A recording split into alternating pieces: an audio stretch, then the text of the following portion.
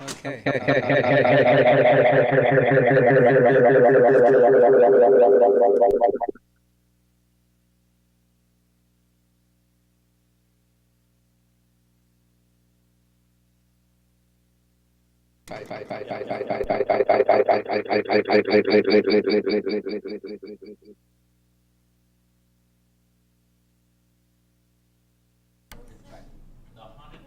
Test, test.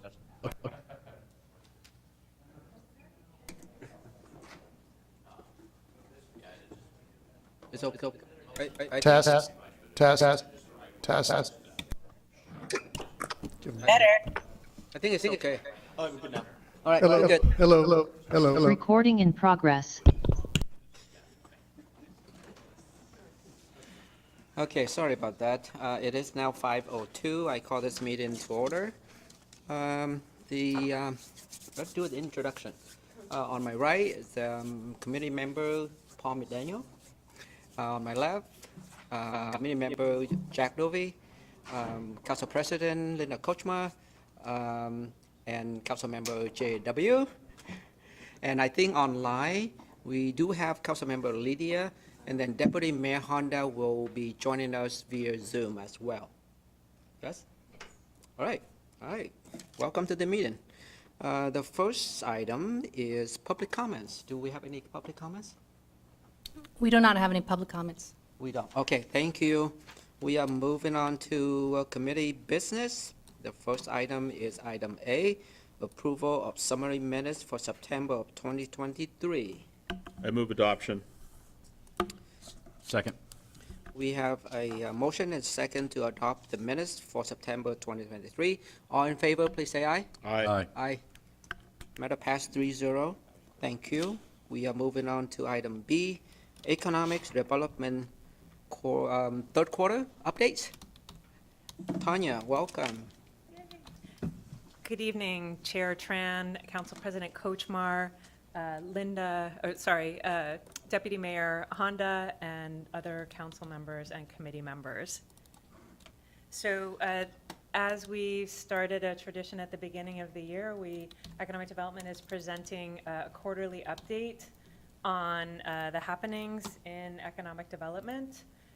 You should have received a little bit late a staff memo which gives detail, and then also we will make a presentation via PowerPoint.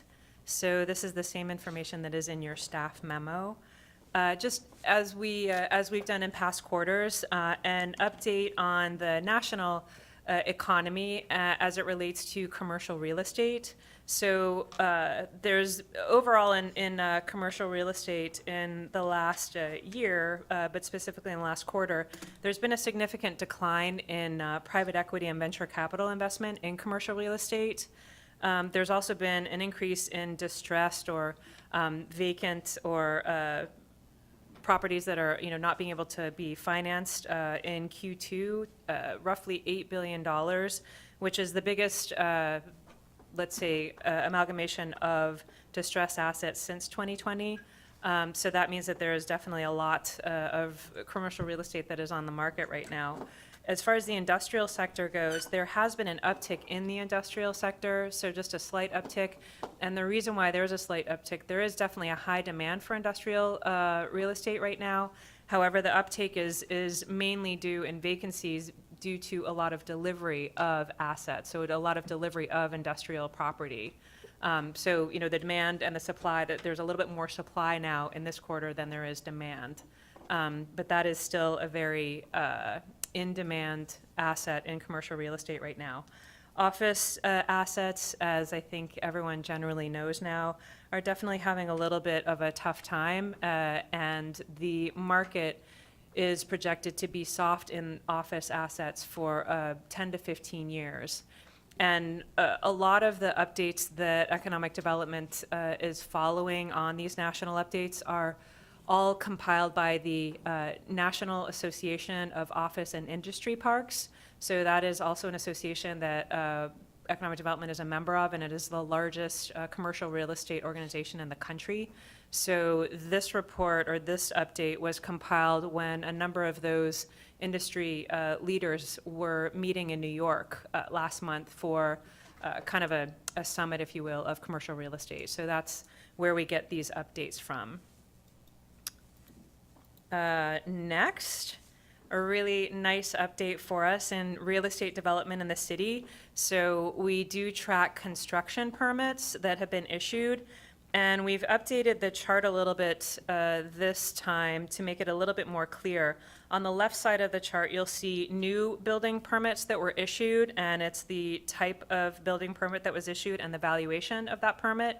And then on the right side, you will see TI or tenant improvement permits that were issued, then the use of those permits, and then also the valuation.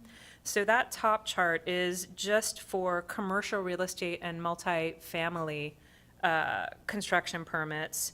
And the total for last quarter was 59 permits in those two categories issued, and about 64.67 million in value for all of that.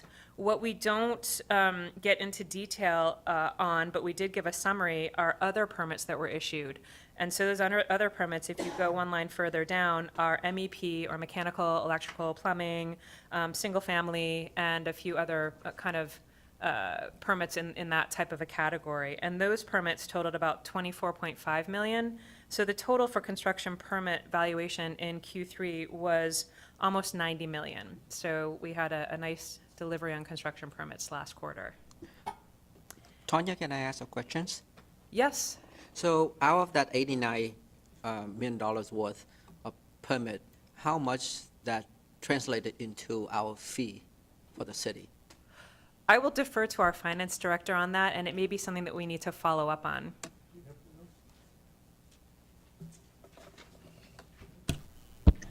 I'm thinking we're Can I going to ask need a to follow question up. also? So our total building and land use permits and fees, so that would include other fees for September, revenue that came in was $635,249. Thank you, Chase. Chair And I- Tran, Council Member Asif Ardat. Yes, Lydia, go ahead.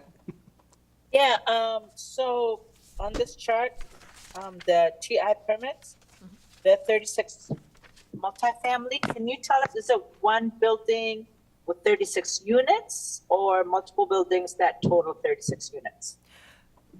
Multiple buildings that total, but the TI, we don't have details on the TI. A tenant improvement can be anything from demising walls to, putting in some kind of adding a bathroom, or, making any kind of like interior wall, interior to the building type of improvements. So it's not like, there weren't 36 multifamily buildings that were built, if that was. No, Yeah.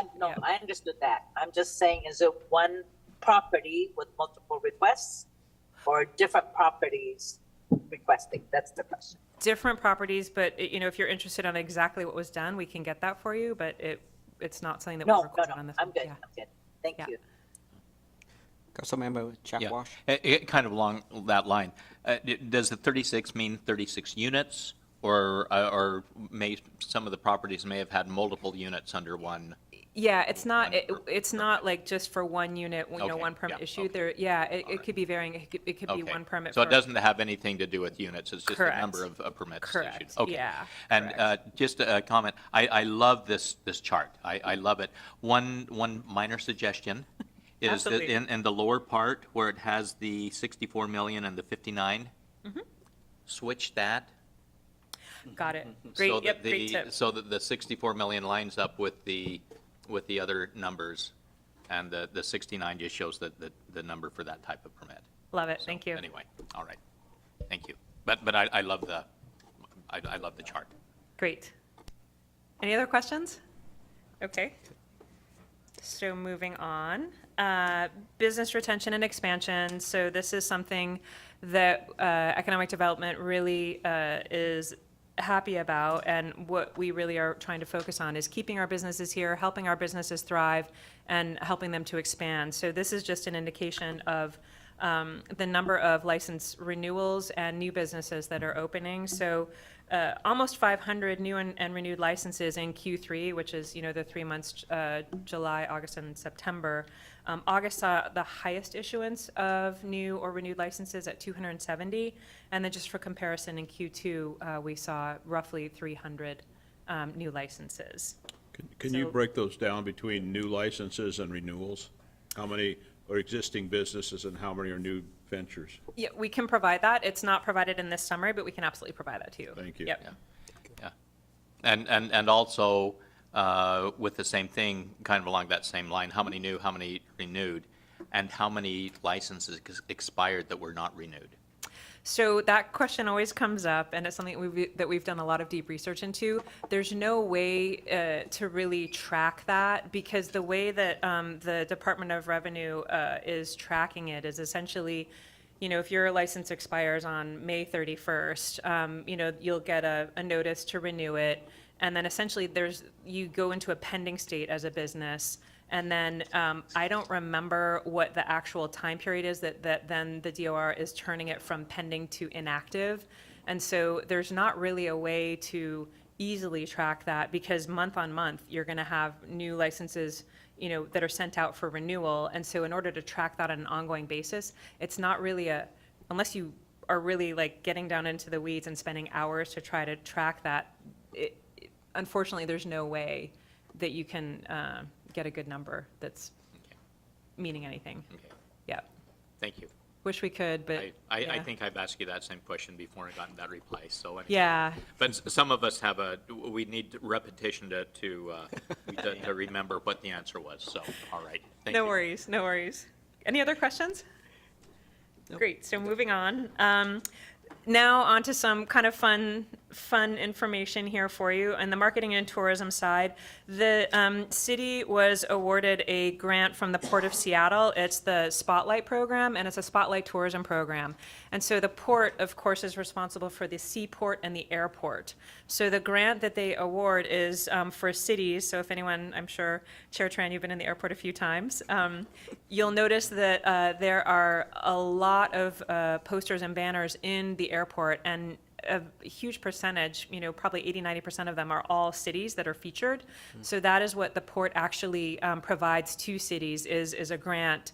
In other words, allows the cities to, advertise in the airport. And the one requirement is it has to be something that a tourist coming into the airport or the seaport would actually be doing or wanting to do. And so what we featured here is something that we have learned about from the Rhododendron Garden, is that many tourists, when they are going back to the airport, they actually stop by the Rhododendron Garden to take a walk or a hike in nature, if you will, before they go return their rent-a-car or before they go to the airport. So it is something that is quite popular, and so that's what we highlighted here.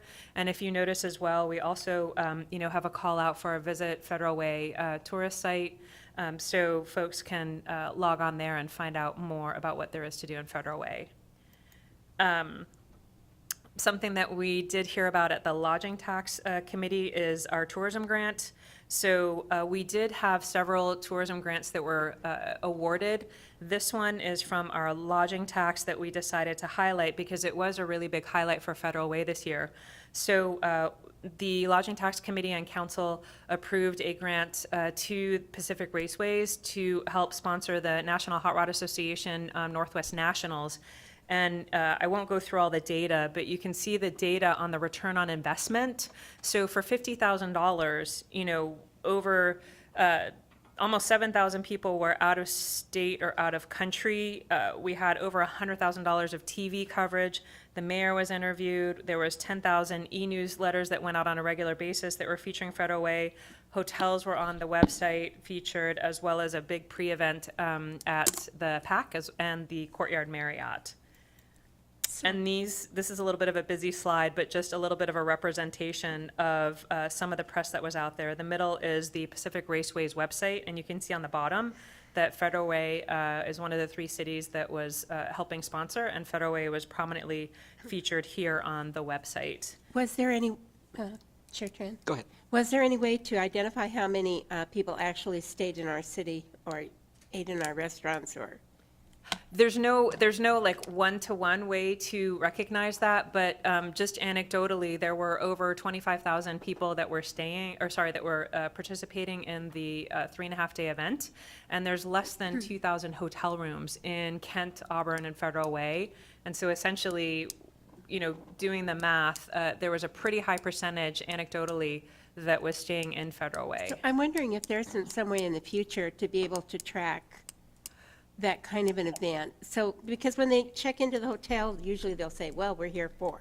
Yes, so we are Is it working with. Marriott that tracked? I'm sorry, one of the hotels did track. Did they say 28? Or am I making that up? Yeah, so to answer Councilwoman Asefa Dawson's question, that was a pre-event and a block of rooms that the Courtyard Marriott did specifically for the event. And they did track, of course, they had a block of rooms. We are talking to Pacific Raceways and the hotels for next year to figure out a better way, for example, with block rooms, for example, with, giveaways and tracking things like that. So absolutely, it's an evolving relationship. This was a little bit last minute on Pacific Raceways' part, so we're very grateful, that Council and Lodging Tax Committee was able to approve it. But these are all things absolutely that we will track more closely next year. Thank you. Yep. It's really just a statistical question, I'm sure it was a wonderful idea and a wonderful thing to do. It just would like to know what benefit Absolutely. we receive for. Yep, absolutely. Councilmember Dovey. Yeah, wouldn't it be real simple to take the 5 days of this event, ask the hotels, because we know who they are, if they were full, or how many vacancies they had, and what their average is, and we get a ballpark into how many rooms we actually booked? Yeah, so we Have can we do done that. that? We can do it next year.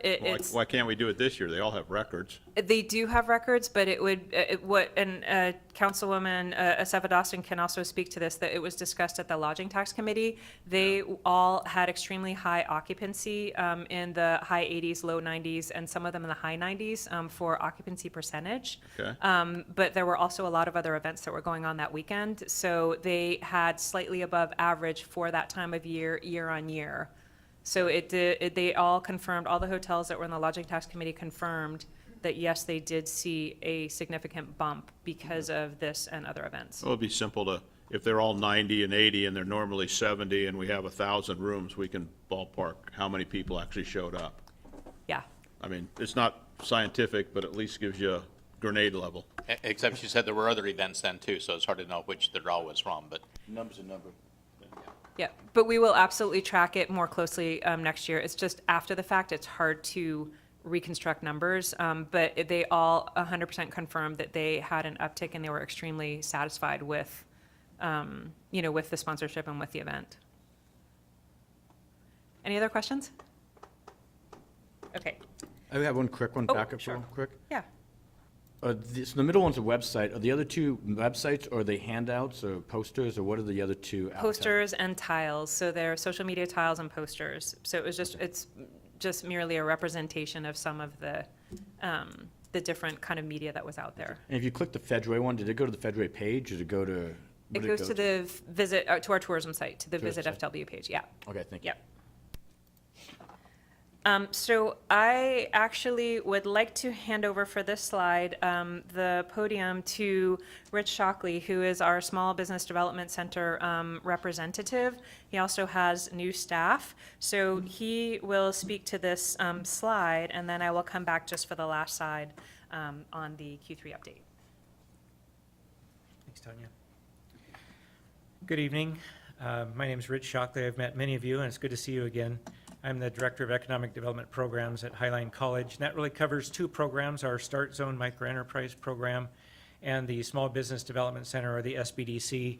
If I could, I'd like to just take a moment to refresh everyone's memory on what the Small Business Development Center is.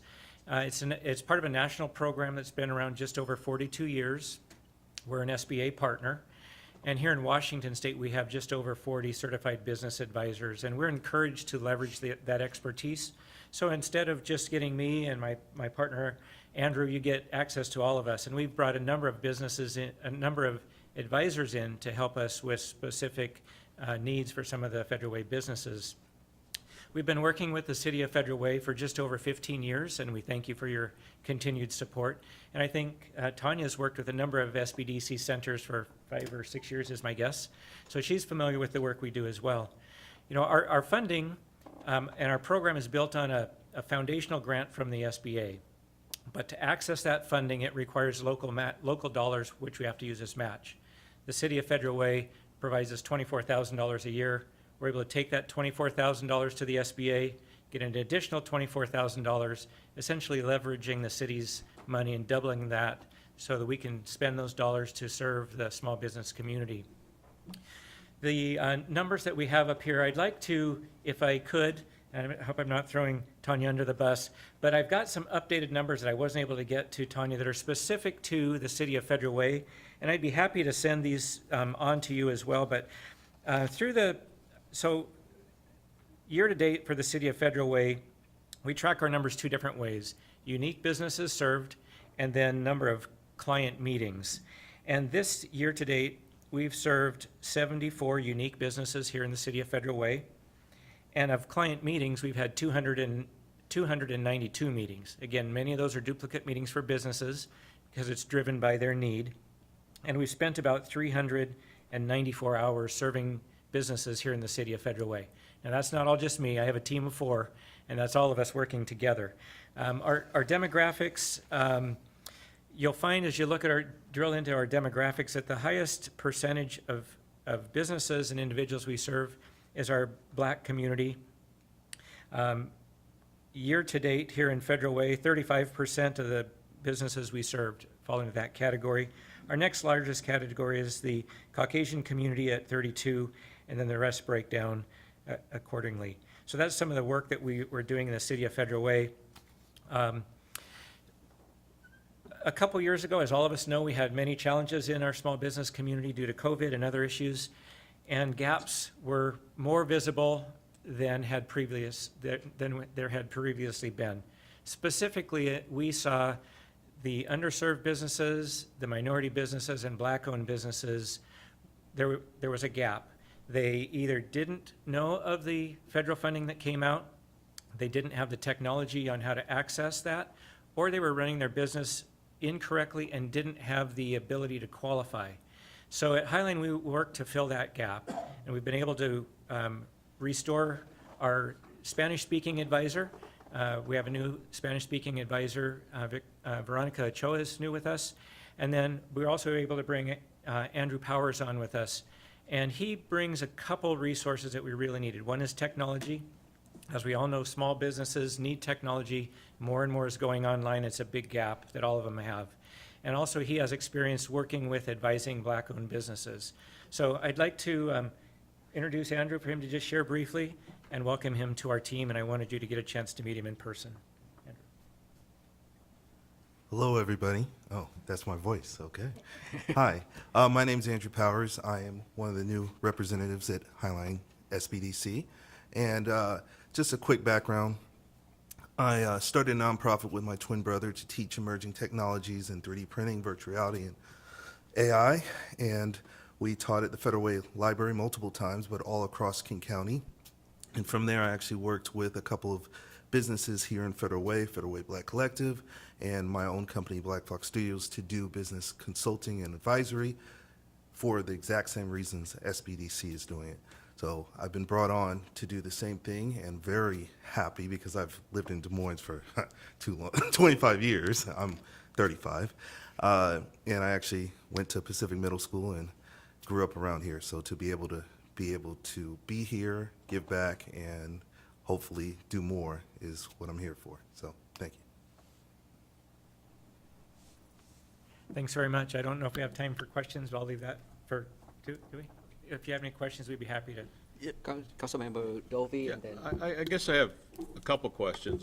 Sure. It's great to hear the number of businesses that you're helping, but it looks like you got more than 100% of the ethnic groups. I mean, it adds up to more than 100. Is that like somebody could be a veteran and also Asian? Is that why the numbers are skewed?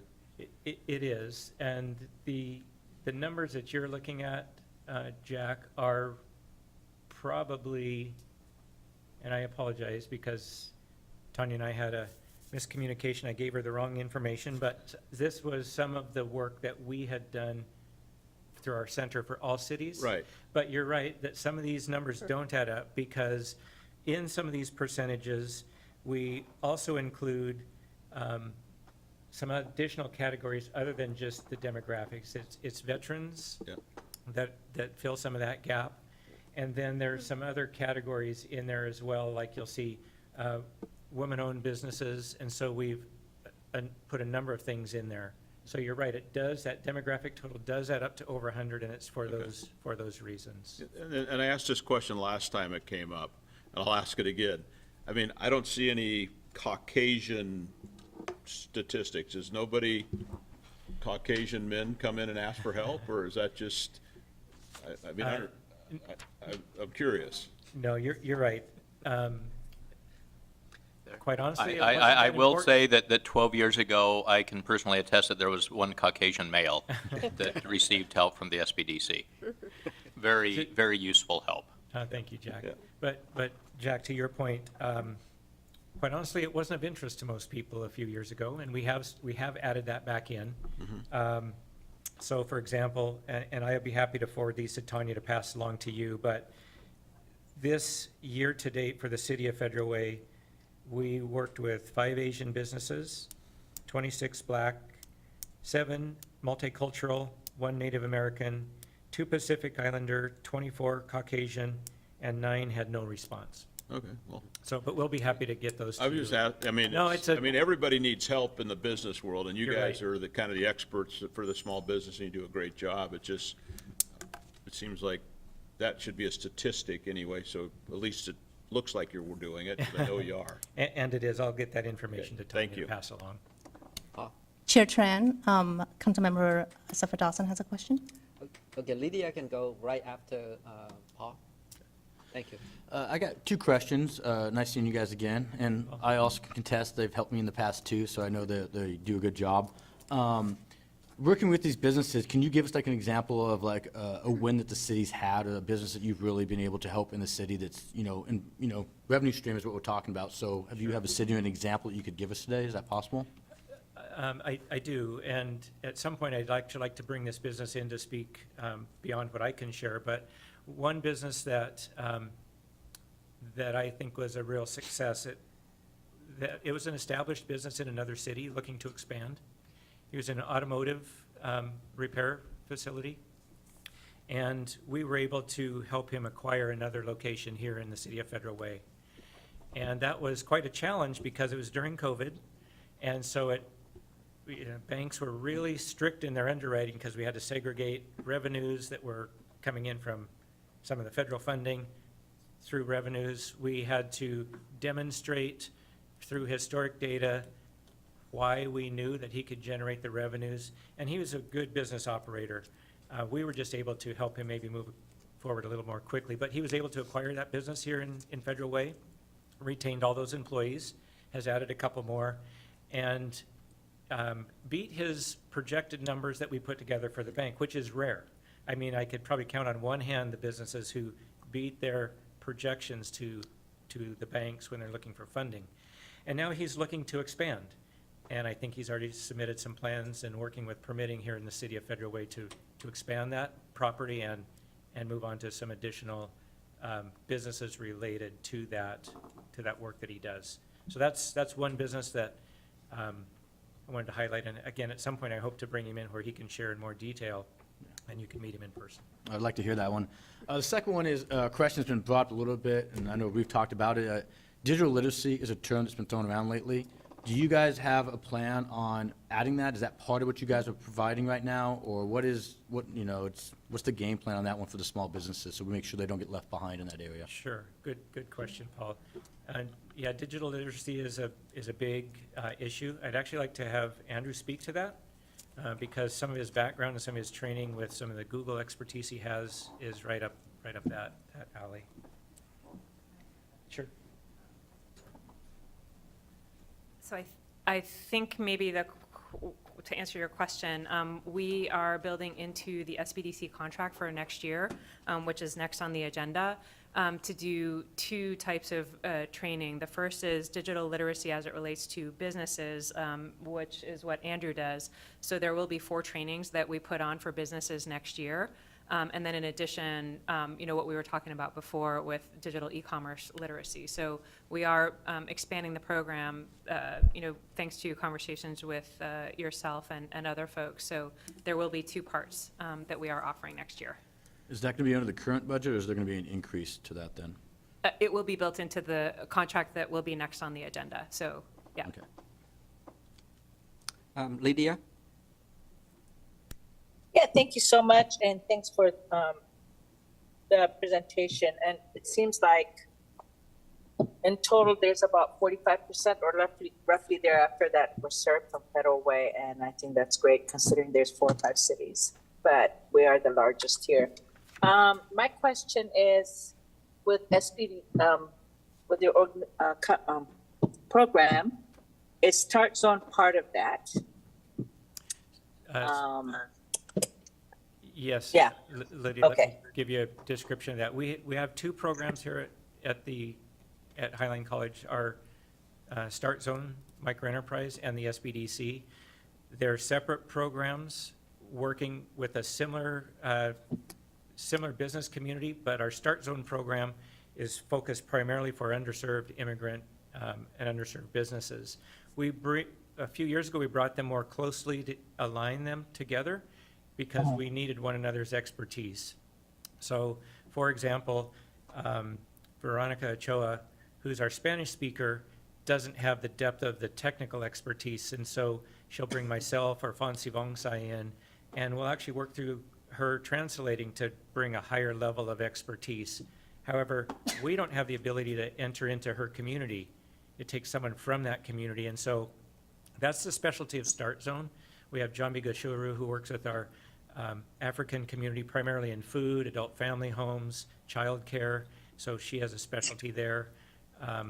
Veronica in the Spanish-speaking community, and they do a lot of outreach and then open up and expose the communities to the work that we do, have access because of who they are and their cultural background, and then together we bring the business programs together to deliver the best service we can for them.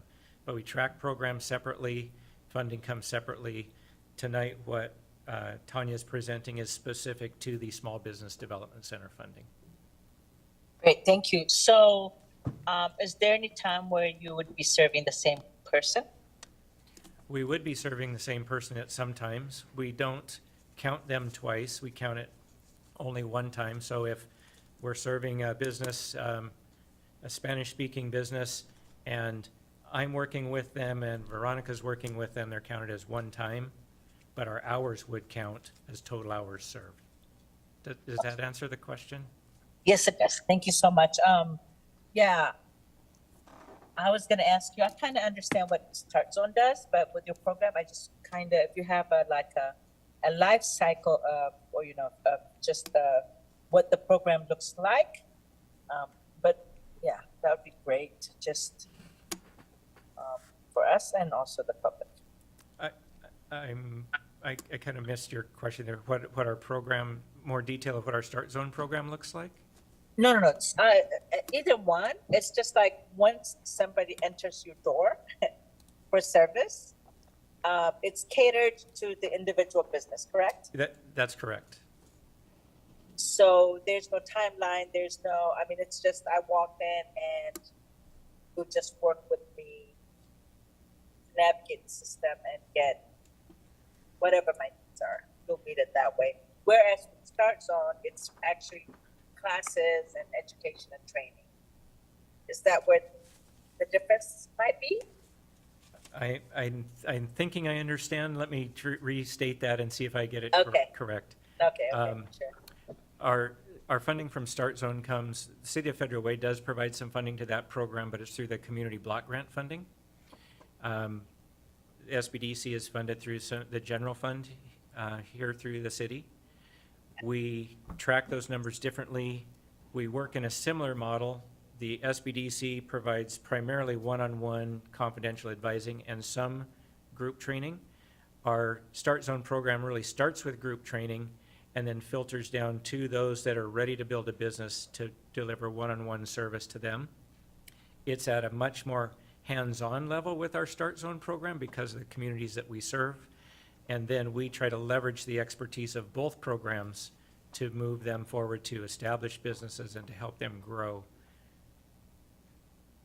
You answered my question. Thank you. You got it. Okay, thank you. Thank you so much. Yes, that was. I know that Council Member Lydia is traveling from Everett to here, so Okay. in some area, maybe the cell phone wasn't that good, so Okay, I'm sorry about that. Council President. Oh, thank you, Chair Tran. So, hi, Rich, it's good to see you again. You as well. So, did you experience an increase of folks coming in during COVID or after COVID, starting their own businesses? We did. You know, we see this every time we have some severe challenges in the economy. This isn't on your slide, but I can share it with you because I have the numbers here. This year, year-to-date, for the City of Federal Way, we've had, as I mentioned, we've served 74 unique businesses. 26 of those have been established for greater than a year, 5 for 1 year or less, and 43 are pre-venture. So we see a tremendous increase in interest in starting your business when we hit these kind of economies. And we see that for a number of reasons. Sometimes people have lost their job and say, it's time, I've got to do something on my own. Sometimes they're concerned that they might lose their job, so they're trying to start something on the side. And right now, we're also seeing inflation kick in, and a lot of households just can't afford to pay bills. And so they're looking at starting something else. So we've seen a dramatic increase in startup or startup interest. Now, most of those probably won't move forward. A lot of them are just tire kickers, but they'll come in and take a class. Some will say, I'm interested, I want to move forward, I have an idea. Some will say, that's too much work, I'm not going to do it. But we have a large increase in interest expressed in starting a small business right now. What do they usually need help with? Is it like a chart of accounts? Is it where to find money, either through a grant or through a bank, or setting up a business plan? What do they usually need help with most? When we have someone coming in to start a business, we really want to get them into a business plan class because it's going to help them understand who their target market is. Are they really solving a problem? Do they have a market? It'll help them think through their cost structure. It'll help them define how much money they need, and all of them do want money. And it'll show them how they're going to spend that money. So it's really walking them through all of that. The chart of accounts comes up later. Many of them don't know that term in the beginning. So it starts with a business plan or a business narrative, which can be very simple. Sometimes it's just a one-page business plan, but it really is to say, here's my target customer, here's the niche that I'm serving, here's my product or service, here's how I make money. Yeah, so what I thought for a long time is that we should, attract a corporation here so people can work here. But you know what? Even Seattle says 90% of their, it's Bellevue said that 90% of their business is small business. Even though they have 37,000 Amazon workers, they still say the backbone of their city is small business. And I'm really thinking that what we need to do is focus on helping people start small businesses, whether it's from their homes or, build daycare centers, whatever. But I What really are think the we need to chances focus on that that. I would be following a car? Anyway, I'm done. It's Okay, just a thank you. statement. Thank you. I have one more question. Do you ever have classes teach people how to sell something? I mean, you start all these businesses and get great ideas, but if nobody knows how to get up in the morning and call on a customer, they're going to fail. I mean, is that part of what you do too? We don't have any specific classes on sales. I do a lot of work with businesses on selling. I've owned a number of businesses since college, and selling is a critical skill set. And so we work with them one-on-one to build some sales systems. But you're right, it's a critical piece, but we don't offer a formal class on selling. Thank you. Oh, go ahead. No. One follow-up question, council member kind of remind me of that. I'm actually talking to the Federated School District and about the entrepreneurship program they have there. And when I was discussing it with them, they had mentioned they actually have a student who makes eyelashes and sells them at the school. Already started the process. At what point would they be a candidate for you? Because there's more than one student who's actually started businesses. At what point do they become a candidate for you, or do they have to go through the SMART, or how does that start to blend in? Sure, that's a great question. We see a lot of entrepreneurs starting at a young age. Our programs are really built for adult and beyond, 18, because they actually, when we bring them into our program, they sign, when they register, they sign a release of liability to the SBA, because that's our partner. And that signature also binds us to confidentiality with them. Having said that, an individual that wanted to start a business, the way you described it, we would bring them into our Start Zone program, because they have an idea, but they usually have missed a lot of the pieces in that process. So we don't want to force them into a business plan class where they've got to write a big document, because nobody wants that. Banks don't want that. They don't want that. But we do want them to think critically about their market, their costs, how they're going to sell, where they're going to go. So we would bring them first into our Start Zone program, probably run them through one of our classes, and then from there, move them on to one-on-one advising with one of our business advisors. Okay, thank you. So I'm gonna ask the last questions. First of all, thank you both gentlemen for being here and share with us the important information. So I know the Highlight College has a special relationship with Vietnam, where you bring a lot of students from Vietnam here to study. Yes. I was just curious, out of that many businesses that you serve, are you aware of any business that, organize tours to bring tourists from Vietnam to here or here to Vietnam? Are you aware of any of them? I'm not aware of any, but I love the idea. We have another program at the college, and it's International Trade, Transportation, and Logistics. That's run by Sam Kaplan. And he does take a group of students, he calls it Following the Supply Chain. He takes them to Washington State businesses and then internationally to see where their product goes. And I've actually talked with my boss, Josh Gerstmann, about our location over there, and I said, we need to get the SBDC over there and work with them, because we have 3 international trade specialists in our program in the state, and they actually do take businesses on outbound trade missions. And I've thought that'd be a great opportunity for the college and our communities to leverage that relationship. So I've planted the seed, but we haven't done that yet. Great. Thank you. Thank you. Appreciate all your support.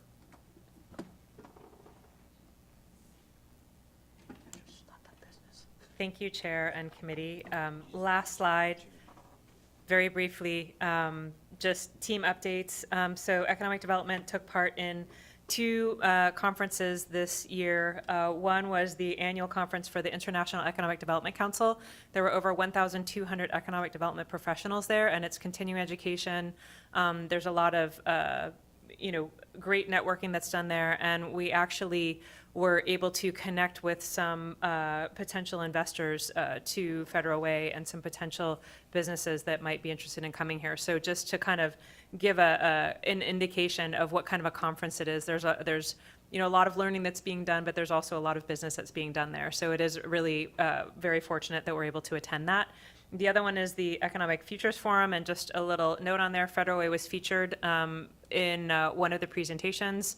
So I was able to speak at that forum. That was in Calgary in Canada, so we had a huge international audience, and there were a lot of questions about Federal Way, so we had a great opportunity to talk to also people in site selection, making them aware of Federal Way, and inviting folks to take a look at Federal Way a little bit closer and all the opportunities that are here. Lastly, as I think most of you already know and have met, we have a new team member, Julia LeBrake. She is admin 2 assistant, and she is amazing. She's definitely caught on really quickly, and she's only been here about 3 weeks, so we look forward to seeing great things from her. And that is all. Great, thank you. Yep. And you have the next items as well, right? 2024 Highlight College Small Business Development Center Interagency Agreement. Correct. I think I probably don't need to say much about this. There is a staff memo in the packet. Rich Shockley was here serendipitously tonight, and this is the same contract that he alluded to. So it is a contract that we have had with the SBDC for the last 15 years. The contract is a value of $24,000, and all of the services that Rich spoke about this evening are included, and you have seen the results of that support. So if there are any other questions on that, I would be happy to answer. And of course, Rich is conveniently here as well if there are any other questions, but I don't think there's much more detail that's needed on that. All right, thank you. Committee members, do you have any? Oh, go ahead. Just one quick question. Will you be sending the information updated on the digital side of things then? Yes. So I think you mean on the digital literacy? Yes. Yep, that will be in the ARPA presentation, so we're building Oh, okay. that into the ARPA presentation. Gotcha. Yep, so we Understood. have kind of two sides of the coin, the economic, or the e-commerce and the digital literacy on that. And as a chair, if I may, I will make a note of Councilmember Dovey's request about the sales training, so I'll connect with the SBDC on that, and also on entrepreneurship from Council President. Just a comment, up to 80% in many cities and countries are actually entrepreneurs and small business owners. So definitely, you were spot on that entrepreneurs and small businesses make up the backbone of business around the world. Great. I just have one more question. It seems like this contract, 15 years or whatever it is, it keeps going on and it's great, but there's never an increase in money or very little. I mean, is there going to be a point where, you know, we're going to need to address that type of thing because there's more people from Federal Way, or is that just the federal government doing their share and we do our small part and everybody's happy? I mean, I don't remember anybody ever asking for more money in all the years I've been here. Great question, and I love the question. So 3 parts to that answer. The first is it did increase from 20,000 to 24,000 last year. So that, that is about a 25% increase.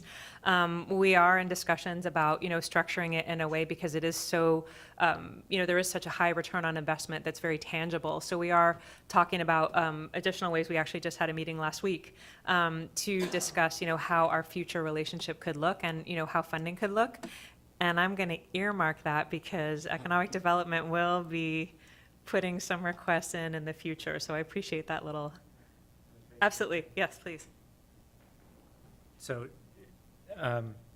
so Jack, I've been here out those 15 years, and so I can speak to that more clearly. Originally, our contract with the City of Federal Way was $25,000. That's where we started 15 years ago. It was reduced to $20,000 when lots of economic issues hit. And last year, we asked all of our funders to increase what they were providing by 20%, and that's when it went back to 24,000. So we're always in the fundraising marketplace. I was able to bring Andrew on with some reserve funds that we have from that we were able to acquire during COVID, and so we're actively looking for other opportunities to bring in other revenue sources so we can retain our team and continue to grow. I think what Jack is saying is this committee will more than happy to entertain different numbers, maybe next year perhaps. Okay, thank you. I appreciate that. Haven't come back to the digital literacy cost yet. Thank you. I really appreciate that. And I think we can do a lot of great things for our businesses in the city. So I'm sure I can echo their sentiments as well. Thank you, Chair. Thank you. May I have a motion if we don't have any other questions? I move to forward the proposed itinerary agreement to the November 8th, 2023 consent agenda for approval. Second. We have a motion and a second. All in favor, please say aye. Aye. Aye. The motion passed 3-0. Thank you. Director Grooms, item D, ordinance 2023-2024 biennial budget amendments. Thank you, Chair. Not every city does a biennial budget, and one of the few statutory requirements of doing a biennial budget is that we do a mid-year adjustment, a course correction, and it has to be between September 1st and December 31st. So this fulfills that requirement. Now, talking to the various department heads, normally you know that we do keep a waiting list. Every time we do a budget amendment, we often can greenlight some things. That is not the case. This time, this has to get us through the end of the year. And so, as always, we do a bit of a forecast. We do an analysis of our revenue. We start with where we are so far this year and where we are so far in the budget, but this time we have to go a little bit farther. The finance staff has gone ahead and done a year-end actual estimate, what we think that we are going to finish the year. This needs to be attainable budgets, it needs to be reasonable, because we're forecasting revenues that need to cover expenses. So we need to make sure that we stay in the world of doable, but also what is really realistic. So the current year-end budget is for our primary largest revenues is here, and then the variance is $5 million in excess. However, we know in the first and second quarter, we did adjustments, and we've used some of that. So I'm not sticking my neck out too far. I have a lot of confidence that our investment revenue is on a trajectory. Almost all of it is fixed. There's only a few maturities left in the year and repurchases. So we've got, at this point, $2.8 million of revenue that is our wiggle room. In your packet, you've got the memo and the detail in it, and I'd like to do a decent job of explaining each of these items. I'm not going to just say jail fund has increased $1.8 million. Chase and I have met with Chief Huang and Chief Sumter, and PD has gone line by line. We use about 5 different jails, and each of the jails has sent us invoices, some through July, some through August, some through September. They're looking at their usage, and they've done a fair amount.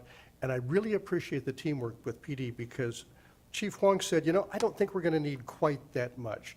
However, we need to make sure that we end up with a budget that at the end of the year that we stay within budget. So there's a really good amount of teamwork. I think they've done a good analysis. And this item will be coming back on regular business, and the chief will be here if you'd like to discuss more about that. I will tell you that the amount that they are going over our original budget, we did the budget back in October of '21. We were coming out of the pandemic at that point. It was tough to forecast, and I appreciated their conservatism, their caution. But the actual fact is, it's the quantity, it's the volume of our jail population that has increased. There have been some cost increases, but really that represents a volume increase. We have a budget increase that is required for community development. You can see on the second line of our revenue that permits and fees has come in higher. Well, they don't just add staff when they have a lot of permits. Some of it they send out and they do contract reviews using consultants. So this has to adjust the budget. So it's kind of an offsetting revenue and expense item, but this keeps that line under budget. In municipal court, they have a grant. It's the Peer Kent Recovery Program. That's the one that provides guidance resources for defendants, and so that's an increase to their budget. Unemployment fund, this is simply a bump up in the amount of usage, so that's coming from its fund balance. In the Lake Haven contract, we had a cost increase we have to adjust for. Code compliance, this is an additional position. It's a small amount. That's the amount that's in the current year in 2023. The full amount is in 2024. This is something that came to City Council back in August, and you approved. So this is me getting the budget caught up. The next 3 items, street fund, debt service, and CDBG, each of these are adjustments for just a little trickle of additional costs that we didn't anticipate in the budget. For example, debt service. We we put all of the amount of our debt service payments in the budget. We've known those long in advance. What we didn't calculate or anticipate was little service fee type expenses. So in each of these three cases, we're adjusting all three of those funds with a little transfer from general fund. I don't think we're going to spend all those, but we would need to make sure that none of the funds end up with a negative fund balance. As you can see, all of these are necessities, nothing that we're greenlighting, nothing that anybody's asked for. We're just making sure that our budget is solid when we get to the end of the year. The revised code legal review, this is something that our city clerk needs to do once every, I don't know how many years. They put all of our municipal code through a legal review to make sure that all of the adjustments we've made, we make a lot of adjustments. You know how many resolutions and ordinances you do. And then the last one is just an adjustment to a city prosecutor adjustment. That was a salary reclass. So as you can see, the total just about covers the amount of revenue. As I say, I'm putting in an adjustment to our forecasted revenue, and then here we are allocating it all within the general fund. In your packet, you also have a whole bunch of other funds. Now, when we bring this to business in regular council, I won't go through all this level of detail, but this is the place where I need to explain everything that we're doing. The first item is an $8 million. That is the purchase of land for maintenance and operations facility. We have to do some land acquisition. We can't make those land purchases. We can't close the escrow on those purchases if it's not in the budget. So I need to put sufficient budget so that we have the ability to disperse when the actual amounts go through. We're going to be financing that through an interfund loan, and then we will cover that when we go to issue the debt for the actual maintenance facility. I have a few more slides on that because I know that you can't just approve a budget amendment without knowing further down the road. All that's on this agenda item is the budget amendment, but I want to spend some time walking through what we're thinking and what we're planning. Here's that $1.8 million that is being transferred over into the jail fund. Real estate excise tax revenue, we dropped the $1 million revenue, and I think last monthly report we talked about which projects we're pushing out, and so this is just adjusting the budget. This item is actually for 2024. We might as well recognize bad news when we know about it. So this is actually hitting the following year. What this is going to do, our risk fund insurance premiums are going up. This is going to impact, this is going to use up some of our future revenue, and I think we can handle that with our interest revenue easily. Not to be flippant about it, but we're just trying to make sure that our biennial budget knows everything that we know about at this point. We have some offsetting revenue and expenses when the Performing Arts Center comes in over budget on revenue, then their associated expenses. That would be things like supplies and part-time salaries. So we're increasing that. In our fleet fund, the cost of gasoline and repair and maintenance this is an adjustment for the entire 12 months. The cost of gasoline has hit us about $9,000 a month, so this is bumping up our budget so that we can absorb that. Not much we can do to reduce our miles for any of our vehicles. We have an insurance claim increase in our risk fund.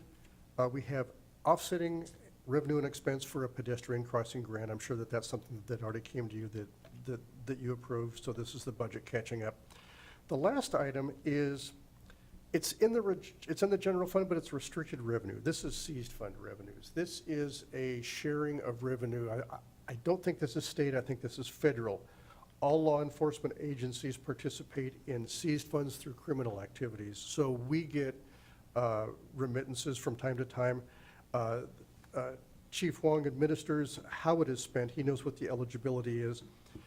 Some of you may be thinking $150,000 is an awful lot to spend on a computer. That's actually a system. A significant number of crime investigation requires our investigators to examine texts, pictures, and videos. They often send smartphones to a video for analysis at $2,400 each. This is replacing an old system, so this is them using their seized fund revenue. It's restricted for law enforcement, and this will help them do something, do their detective work quicker and faster. And they also want to acquire 2 additional surveillance camera trailers. I think we have gotten a really positive response from our retail community, and the chief wants to use part of his seized funds for that. That would be crime prevention. So that walks through a bunch of detail. Let's talk about the maintenance facility. I'd like to Could spend I some time. ask a question before you go off? Oh, that yes, page? yes, yes, Go back to the other funds? yes. So go back to the 775, 797 for the 2024 increase to Yes, risk fund insurance. What happened there? that's an a increase lot. in our premiums. But that's a lot. It is, it is. Each of these is in different departments. I only know a little bit about all of them. Across all of our self-insured programs, we have to pay premiums, and then we experience claims. And so this is the amount that we're projecting that we need to afford the premiums and also absorb the claims through 2024. If you'd like more detail on who the premiums are being from, because I think some of it may be AWC, and I'm not positive. You know, I don't want to. No, I'm just wondering why our risk insurance is increasing. It's because we've had claims. And so do we have anybody watching the claims Yeah, that are coming but, in? yeah, and I think it's not just us. I'm not sure some of it is pooled across Washington State, because I know all cities. I think there's some pooling. I can get more information on that. I don't know the specifics.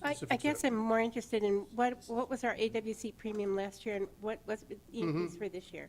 Yeah, and it may not be just that one, because this is all of our coverage, liability in general, and directors and all, all that stuff. Okay. I would be happy to pass the question on. Thank Happy you. to. Sure. Could you go back one more page? Mm-hmm. I have to back up through all of my fancy animations here, yeah. When it talks about community development consultants, that's what that is, correct? Yes. I mean, that's like 3 full-time employees at 100K each. Right. I mean,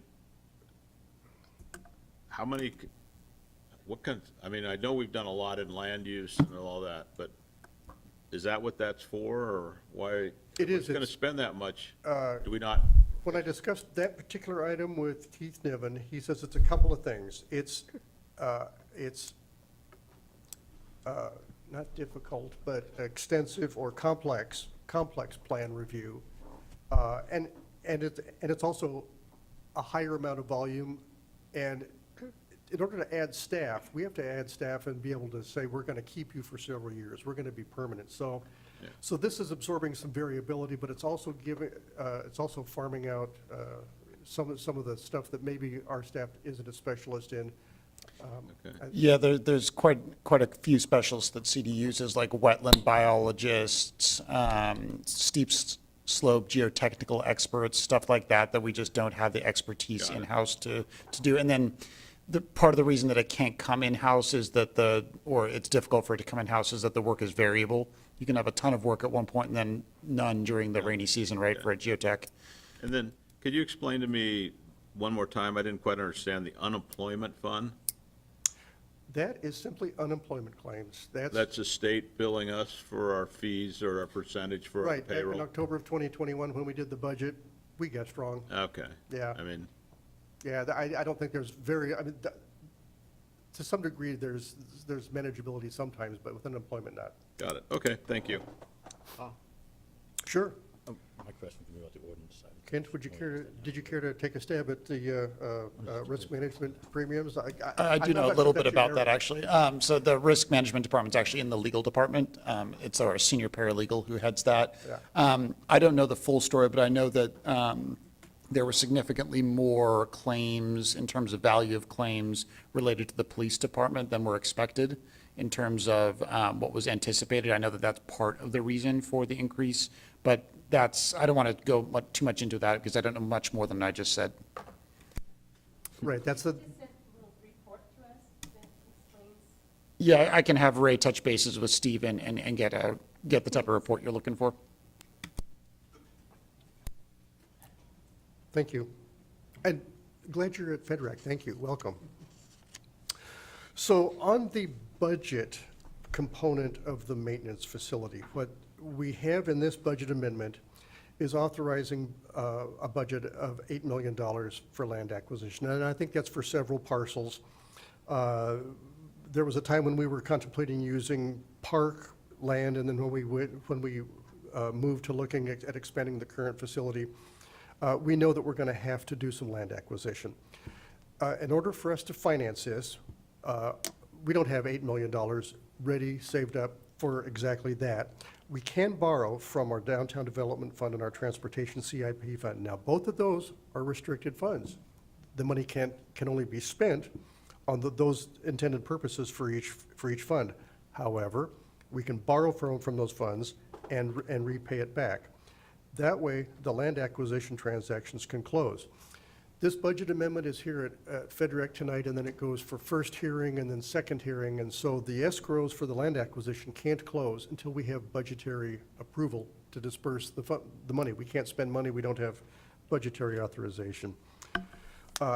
Separately, later on this agenda, we will talk about a resolution to reimburse. If we spend $8 million upfront for land acquisition, we want to be able to reimburse ourselves and put it into a debt issue so that we can finance it over 25 years. Why do we want to do that? Because we generally we're pledging a stream of revenue. Usually it's REIT, it's real estate excise tax. So we want to spread this $8 million over 25 years, and the way to do that would be do an interfund loan, then pay it back when we do the bond issue. Then we will be able to recover, and then the debt issue will amortize the total cost of the maintenance facility and repay the interfund loan. I'm not going to say one slide is going to do this. I'd like to reiterate this a little bit differently. So we have a budget process. We have a budget amendment, and when that's adopted, then we can purchase the land. Separately, there's a debt process, and we want to get the resolution to reimburse ahead of time so that when we do issue the debt for the entire project, we can extinguish the interfund loan. Where is the money going to be coming from for the maintenance facility what is really going to pay for the maintenance facility? It's going to be our surface water, it's going to be our real estate excise tax, and then there's going to be some general fund. And the pieces of the general fund that will be using this maintenance facility, we know it's public works, we know it's parks. There's also a little bit of community development. They've got a few vehicles. And then police. Police is going to be able to utilize this facility for its fuel and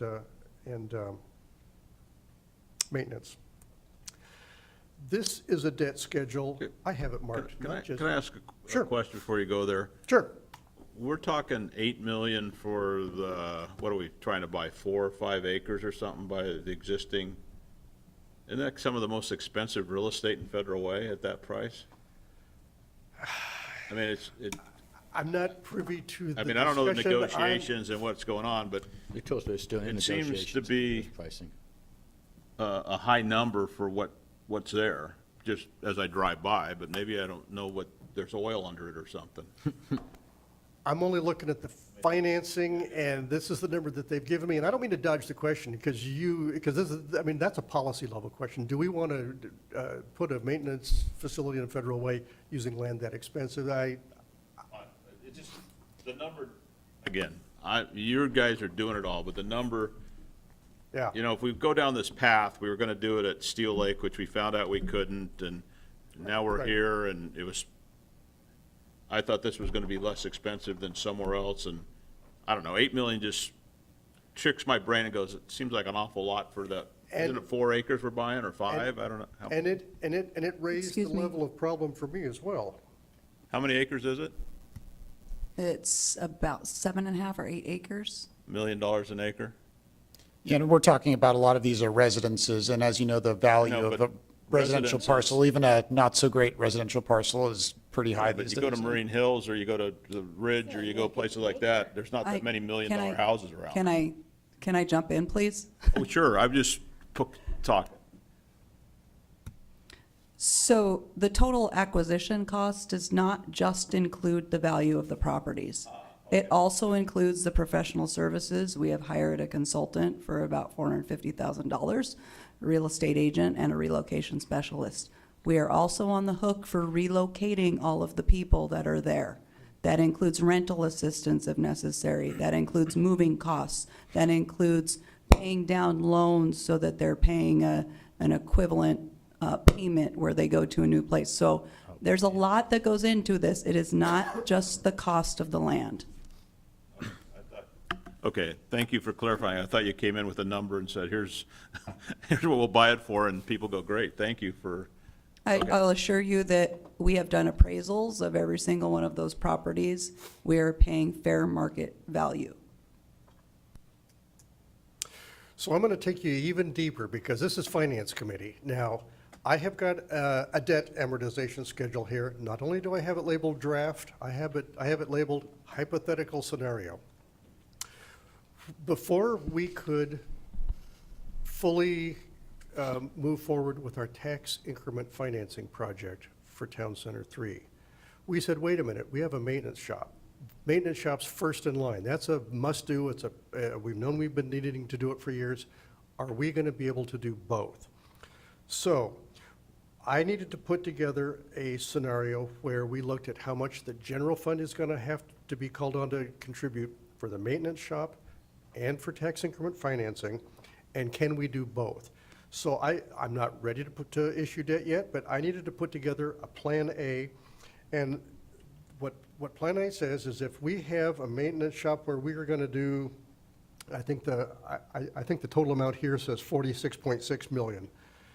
I'm using hypothetical numbers until we get actuals. We don't have a few more costs. We don't have the total actual cost of the land, for example, and we don't have the design done. So there's a few unknowns.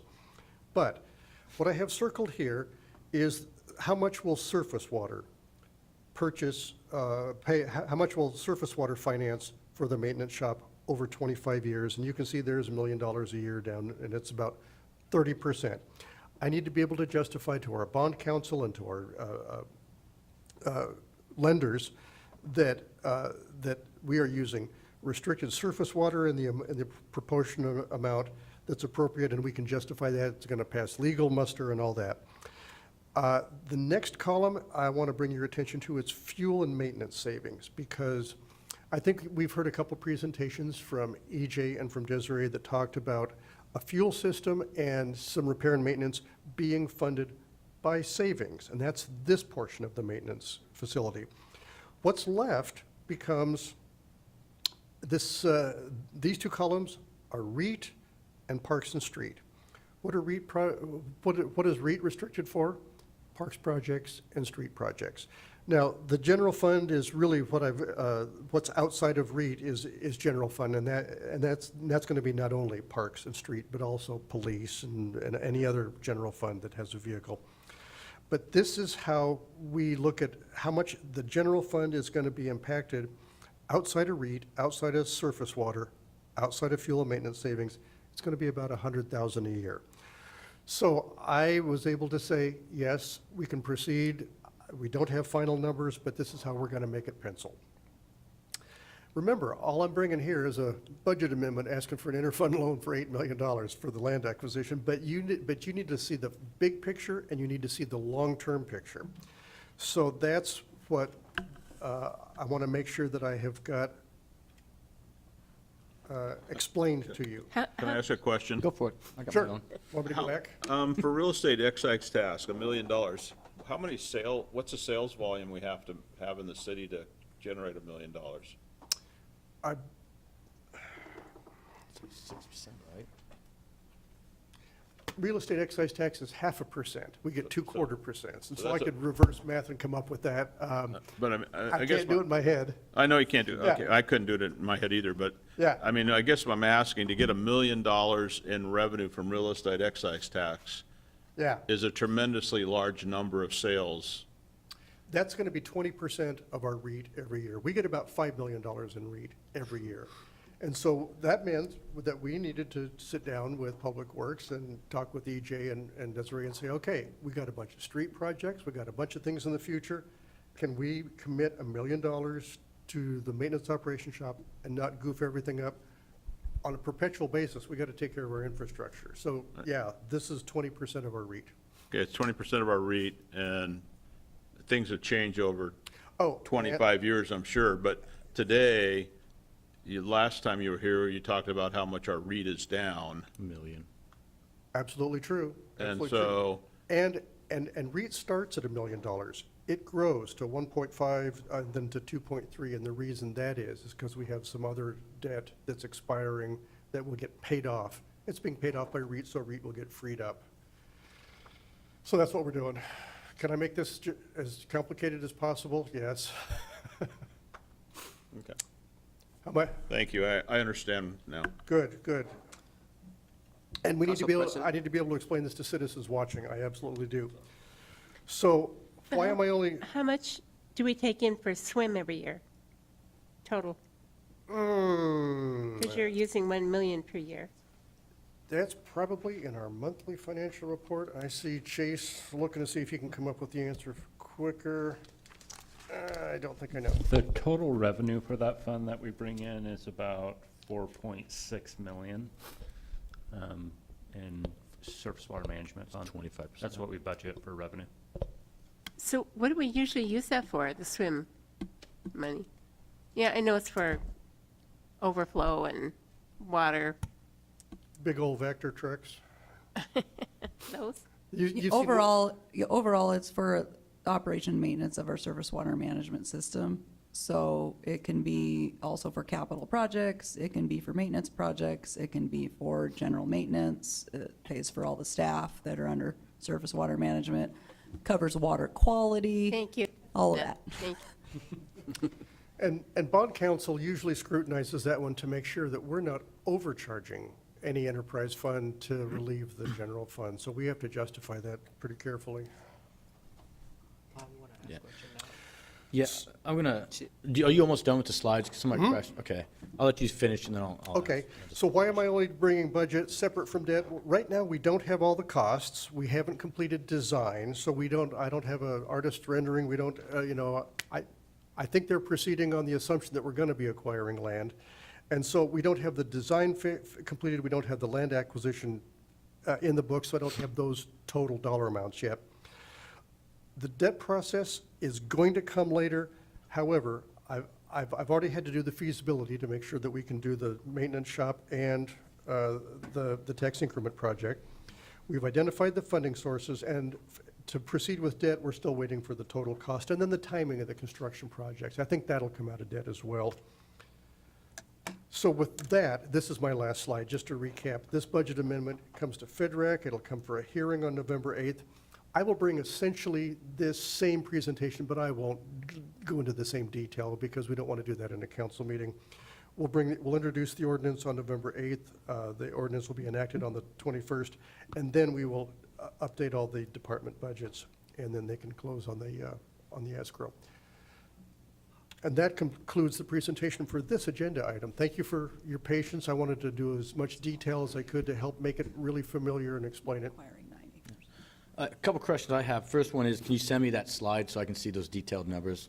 I'd be happy to, okay. yes. Second one is actually for legal. This is an ordinance. I'm trying to understand, so it's not for council vote? Once we say approved here, it just moves on to be read and it's just locked in? So this is a normal ordinance, right, Steve? Yes. Yeah, so it will proceed from here to first reading at council. At first reading, that's the time to discuss it again, if you have any concerns or whatever, go through that.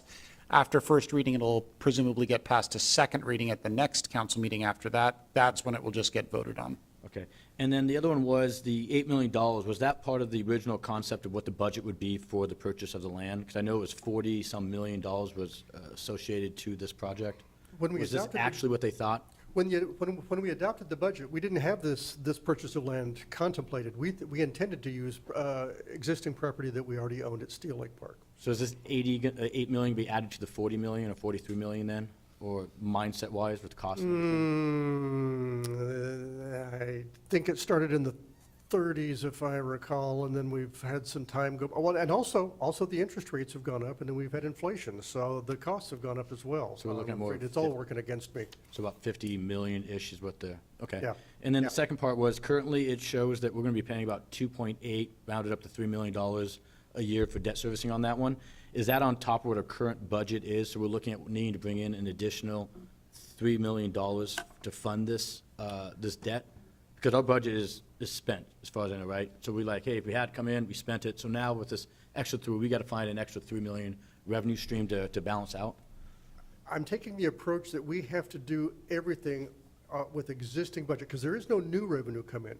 Yeah. We've created some new interest revenue, and for the next 4 years, that is pretty stable. Beyond that, it's less stable.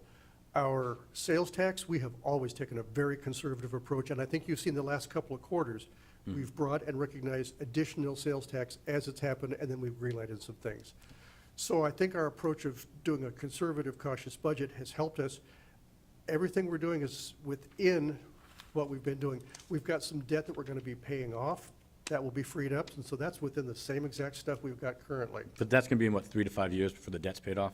So for the rest 3 to 5 years, we've got to find that money. 2029's in 6 years is when the first piece rolls off, I believe. Okay. Chase is going to be showing us that in our monthly financial report in a little while. Okay. And then the other one, so we're going to be talking about what you just showed for the debt financing and then later down on the list, right? That's what we're correct. talking about? Okay. Right. The last one I just had a question on is the 1.8 million for the jail. So we're saying that we're using more jail facilities or to the tune of 1.8 that wasn't budgeted? So they budgeted a lot less time, cost, or? Back in '21, when we did the adopted budget, you know, it's been very difficult to forecast, and I'm not going to throw PD under the bus, because with the legislative environment and their inability to pursue and whatnot, it was an educated guess. Okay. And And he's been very helpful in having discussion on, and, you know, looking line by line, jail by jail, and how can you predict how many arrests you're going to be making? You know, it's an educated guess on their part too, and I'm working with them, and I do you know appreciate just out of curiosity, you know what the total jail cost for that part's going to be now with the original plus the 1.8? Is that in our monthly financial report? I mean, I think we've got the No, answer in our score and hands stuff's in here. Maybe. There's a page in our packet that discusses jail services. Is on page 125. Oh, I know this. The total is 25 million. 20 For the department, or? for the whole jail fund. The total budget. Oh, no, that's not what it says on 2.5 million. 2.5. Thank Does you. that include- 2.5. Yeah. Then we add the 1.8 to it? Yes. Golly. You think I'd be, Just a zero, it's okay. you think I'd be better with numbers. Chase, did I tell you I appreciate you? Okay, so it's 2.5, we're adding 1.8, so it's going to go to 4.3. Yeah. All right, thank you. Yes, sir. I The purpose of Finance Committee is to make you feel briefed, and I'm trying to make this understandable without goofing you up. I got a couple questions. I'll go to the jail first. I know years ago, we started in SCORE, then things changed and we got out of SCORE. Now that we're up to 4 point whatever, maybe it's an anomaly for right now. Is it ever something we look back at that and say, maybe that wasn't a bad deal, or is it still more expensive than the way we're doing it? The chief tells me that the non-member rate is still the cheaper rate. Okay, well, I'm just, hey, he knows, I'm just asking the question. And just to give a little bit of context, 2018 jail costs were and this is in the monthly financial report as well. Jail operations were 6.4 in 2018 and 5.9 in 2019. Okay. I think we were being optimistic when we built the original budget. So it's better to pay à la carte then. So, oh, that's okay. The other question I have is, and when I look at the maintenance, you know, and we all voted to do it, and, you know, I don't know what, from my standpoint, I don't know why we wouldn't do it. Yeah. But we have this, in my opinion, we have this thing about to happen. We're talking about downtown, and we're talking about maintenance, and we're gonna have this ordinance, and we're gonna talk about it, but those two need to be looked at together, because I see a collision course somewhere with money. Well, thank you.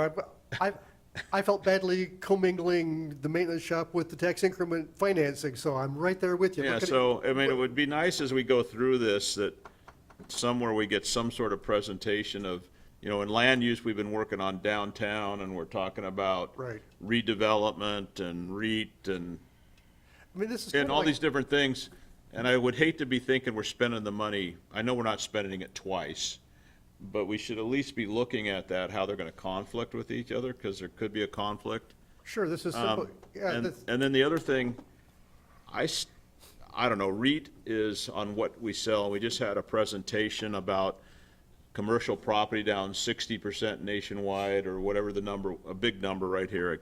What did she say? 60% decline in private equity, venture capital, and real estate. And, you know, anyway, we seem to be okay, but there are some dire things around the country.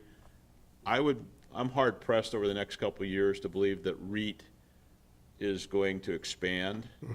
And if there's a tremendous amount of sales, it may be at a lower rate than what people bought them for before. right.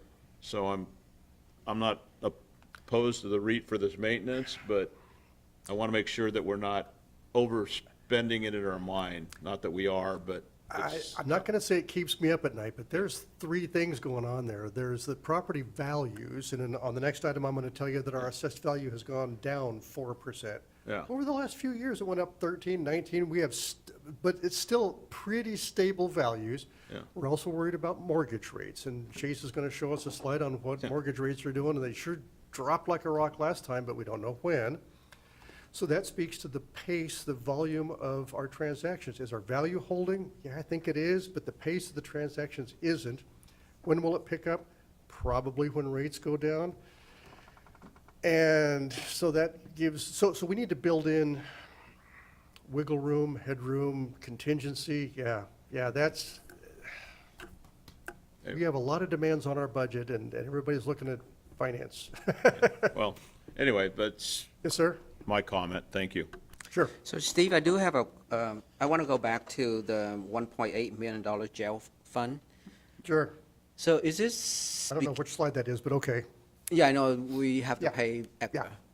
Is this because we put more people in jail, or is it because of the operating costs going? No, it's the volume of arrests. Ah, The okay. cost is, there's a little bit of cost increase, but it is by far the volume of the arrests. Okay, thank you. Yes, sir.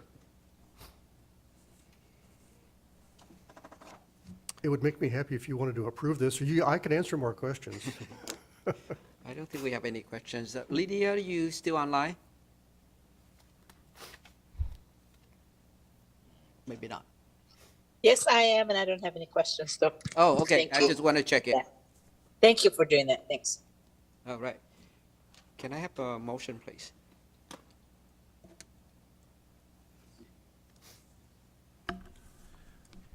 I move to forward the proposed ordinance to the public hearing and the first reading of on November 8th, 2023. Second. We have a motion and a second. All in favor, please say aye. Aye. Aye. The matter passed 3-0. Thank you. And now we are moving on to item E, ordinance 2023. No, hang on a second. I go backwards Hey, here. Brian, Item E, did I lose- ordinance 2024 property tax levy. Did I lose my Zoom meeting? I don't see it. Is it still there? Okay. Okay, moving on. This is to brief you on the 2024 property tax levy. Now, who cares about property tax? Everybody that pays it. Who cares about how it's calculated? Nobody. But what they do care about is what you approve and what hand you had in property taxes going up or what have you. So I want to give you enough details so that, I mean, really, I want you to put it on me to explain to any citizen. Because what we are asking you is to approve an ordinance. Why should you? And you are not approving a property tax rate. So if you are doing that, what are you approving? I will walk through briefly. We will touch on stuff, but it is all provided to us by the county. Assessed value, new construction, implicit price deflator, and are we near the city's property tax ceiling? This is the policy level stuff that you need to know. But the process is very simple. What the city does is the city estimates our budget need, and we already did that. We did that when we did our biennial budget. We are able to request up to a 1% increase, and I have a little asterisk because we can, our property tax is capped on existing construction, but new construction can increase. Then the county assessor calculates the values and the taxes allocated to the properties. To make this really simple, imagine we were a city that only had 4 houses, and our budget was $1,000. You as a city council determine that our budget is $1,000, and that's what you approve. The rest is all on the assessor, on the assessor, excuse me. So our little 4 houses in this town add up to 1.2 million. The levy rate is whatever it is to come out to $1,000, and they allocate it across the houses. Everybody pays $250. The city gets its budget. All you approved was the levy of $1,000. You didn't approve the rate, you didn't approve the assessed value. Using that as a base, citizens are going to ask you, well, what happens when assessed value goes up, or this year, down a little? If our little 4 houses double from 300,000 to 600,000, all that happens is the rate changes, our levy stays the same, and the taxes that are paid by each homeowner stay exactly the same. So you mean to tell me when assessed value doubles, the property owners don't pay anything different? That's exactly right. That also means if values go down, the levy stays the same. Now, we know that that's not exactly real life, so what happens when values differ? If instead of having 4 houses that are the exact value, we've got one that's a little less, one that's a little more, overall, the taxes, the county assessor still applies the same exact levy rate to each of the houses. The city gets its $1,000, and you can see that each homeowner pays a little bit more or less depending on the value of their home. Well, that seems fair and equitable. So the last thing is, what happens if we want to ask for another 1%? We're capped at 1%, so our levy goes from 1,000 to 1,010. Where does that extra $10? Well, it doesn't matter if values go up 50%. It can go from 1.2 to 1.8. The county changes the rate to apply to each property, so we get an extra $10. Each homeowner pays an extra 1%. So even though the levy went up an astronomical amount, or even if it goes down, it's the amount of the levy. And we're capped at 1%, except for new construction. That's my simple story. City council does not set the rate, doesn't do the assessment, doesn't do the allocation. All we do is ask for the budget, and we can only ask for 1%. I get one of these weekly during this time of year, and I will continue to get one weekly from the county every week through November. They have done all the math for us. In 2023, our levy was 11.7, and we can take a 1% increase. That will increase our revenue $117,000. It's pure math. It's 1%. Nothing fancy. Now, new construction's a little surprising this year. They tell us that we have $191 million in assessed value of new construction. What was it last year? $50 million. What was it the year before? $40 million. That's quite a bit of new construction.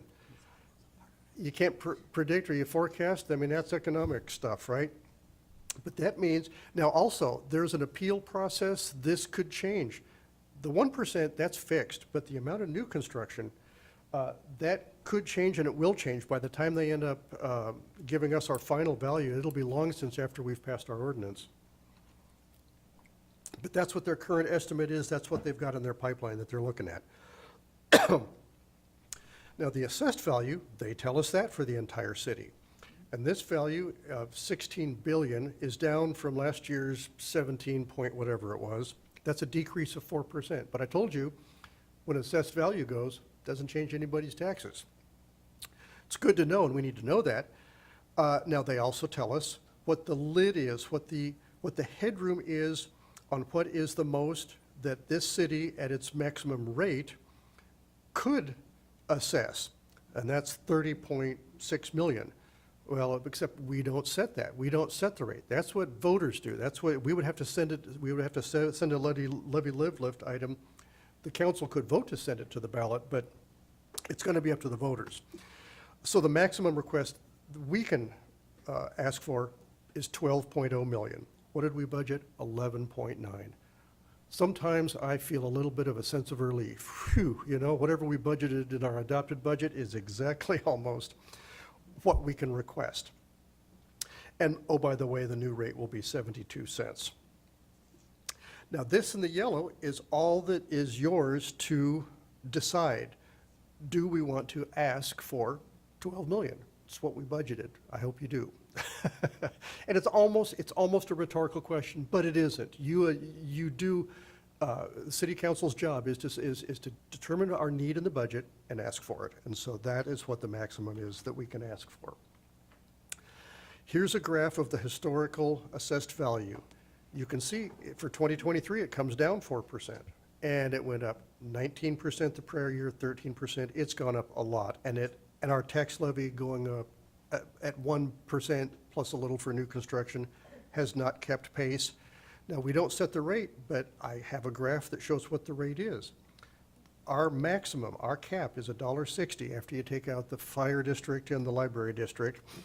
And so this is the levy lid headroom. If we were to want to send it to the voters, we could add $18 million to the city's budget, but that would add quite a bit of tax burden, and I think tax fatigue is real.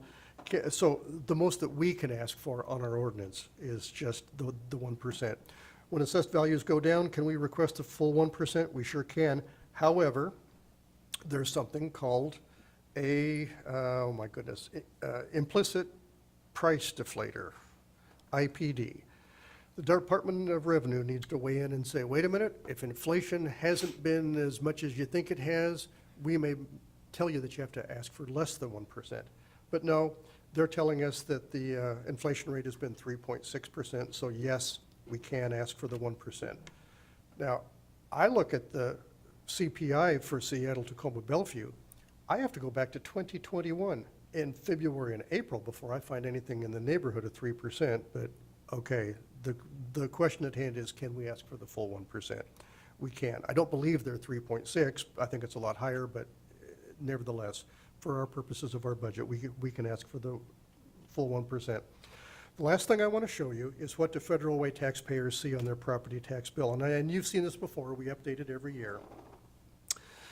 In descending order, on federal way property owners, 33% of their property tax bill goes to the school district, 24% goes to the state, 16% goes to the fire district, 11% to King County.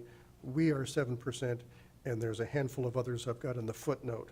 Library, EMS, Sound Transit, and Flood Zone and Port of Seattle are the rest.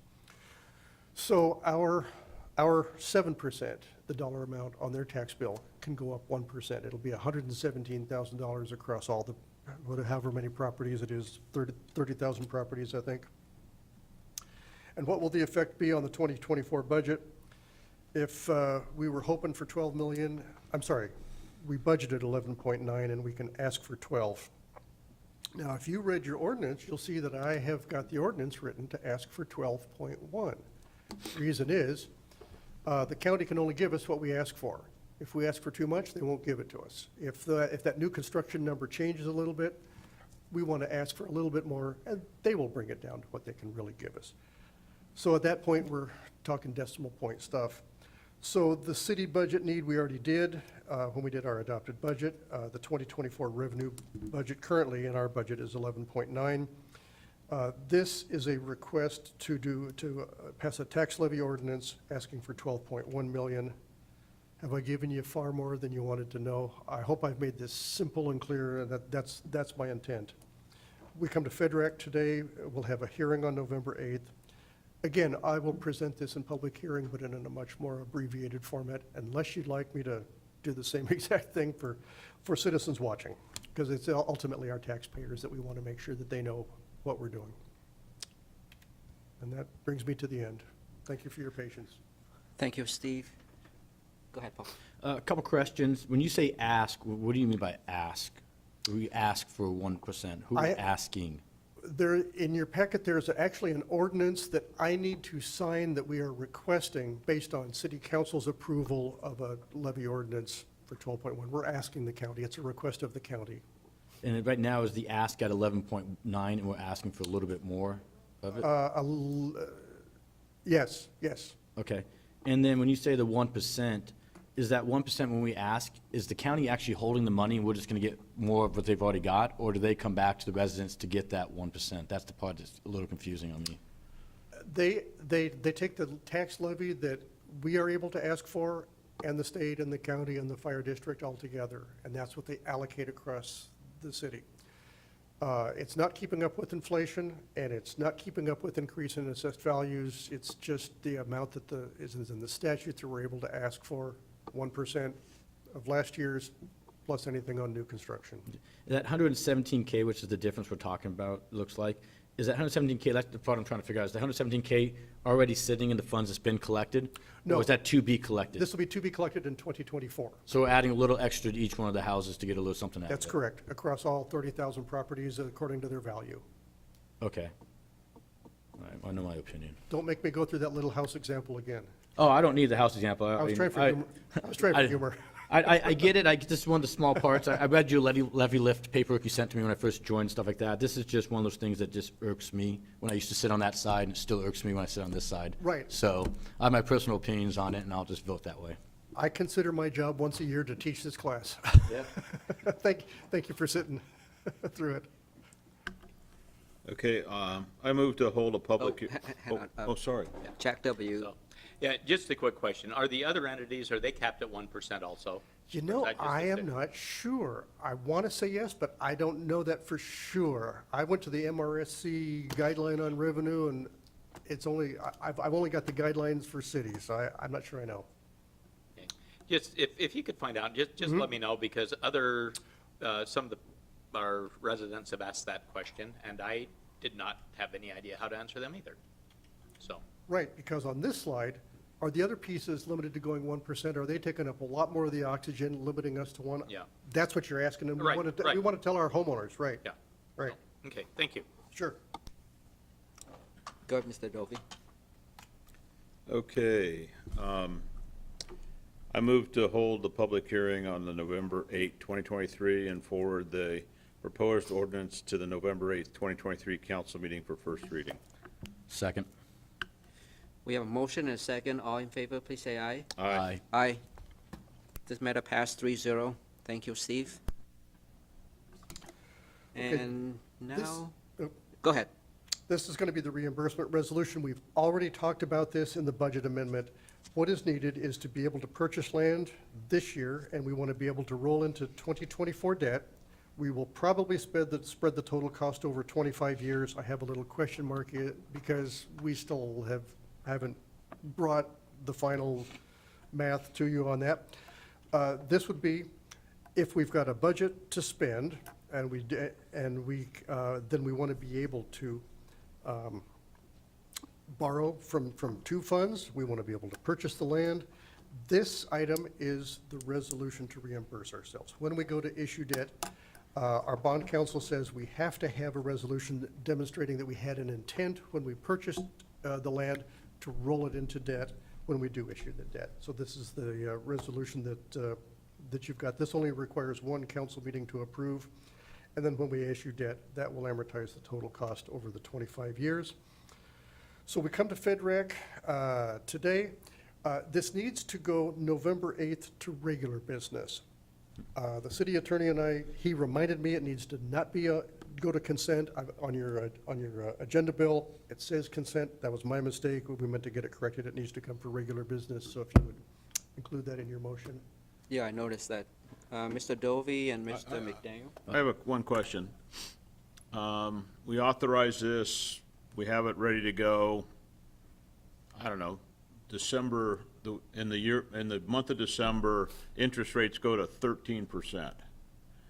We could always decide not to continue and pay the money back to ourselves. Well, this is to be able to purchase the land and roll it into debt. Right, Yeah. but heaven forbid, something happens and we decide we can't afford to do this because all of a sudden it took up 70% of our swim money.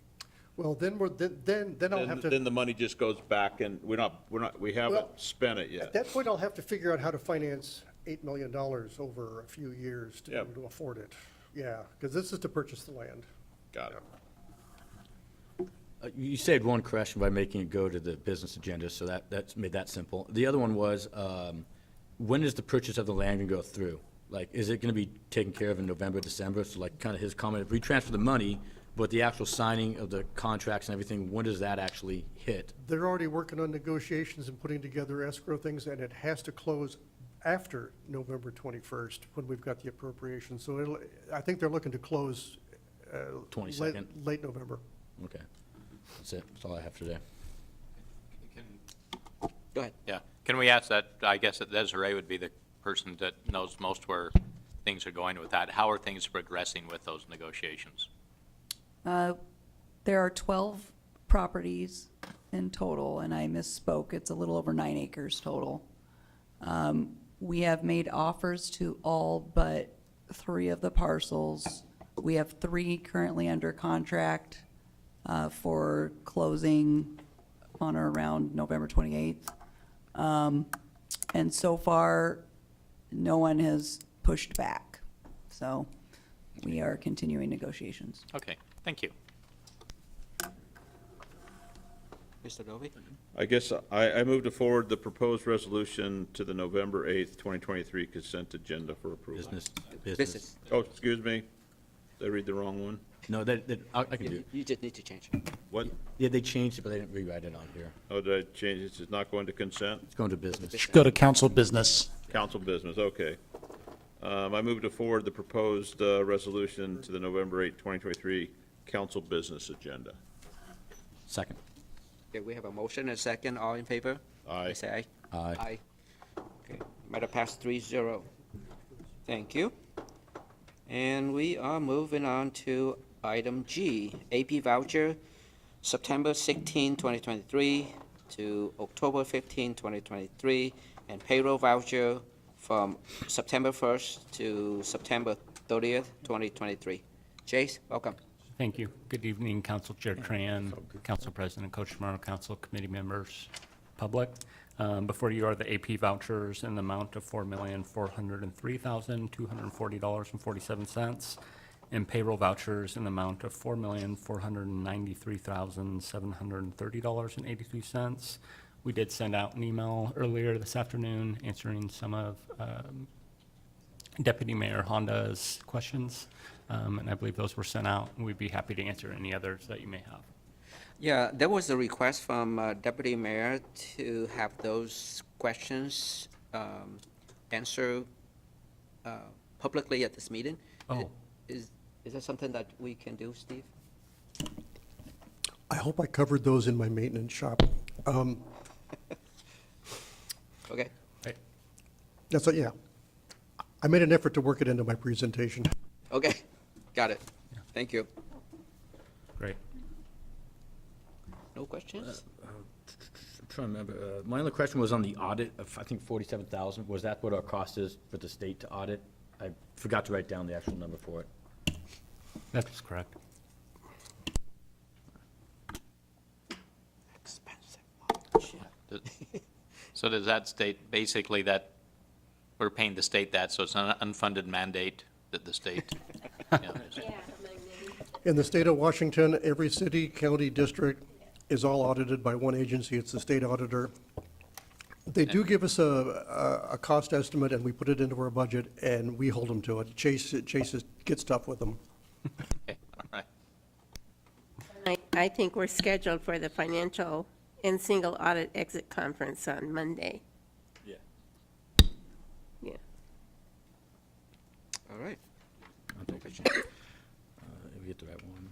I move to forward the vouchers to the November 8th, 2023 consent agenda for approval. Second. We have a motion and second. All in favor, please say aye. Aye. Aye. Matter passed 3-0. You have the next one. Yes, I do. Good evening, Council.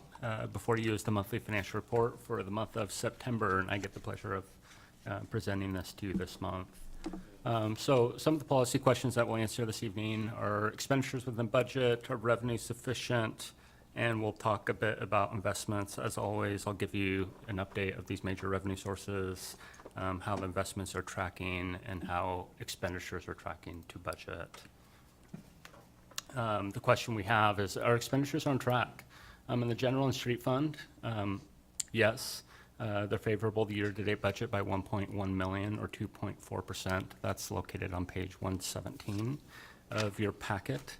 And then other major funds such as Federal Community Center, Dumas Bay, Performing Arts and Event Center, Arterial Street Overlay, Solid Waste Overlay, to name a few, are within budget as well by 0.4 million or 1.8%. Just one thing to note on this is that invoices do come in delayed, so we do expect departments to track within the budget that they're allocated, and we do track that closely. And so we typically have a delay on invoices by a month or two, but the funds are coming in healthy.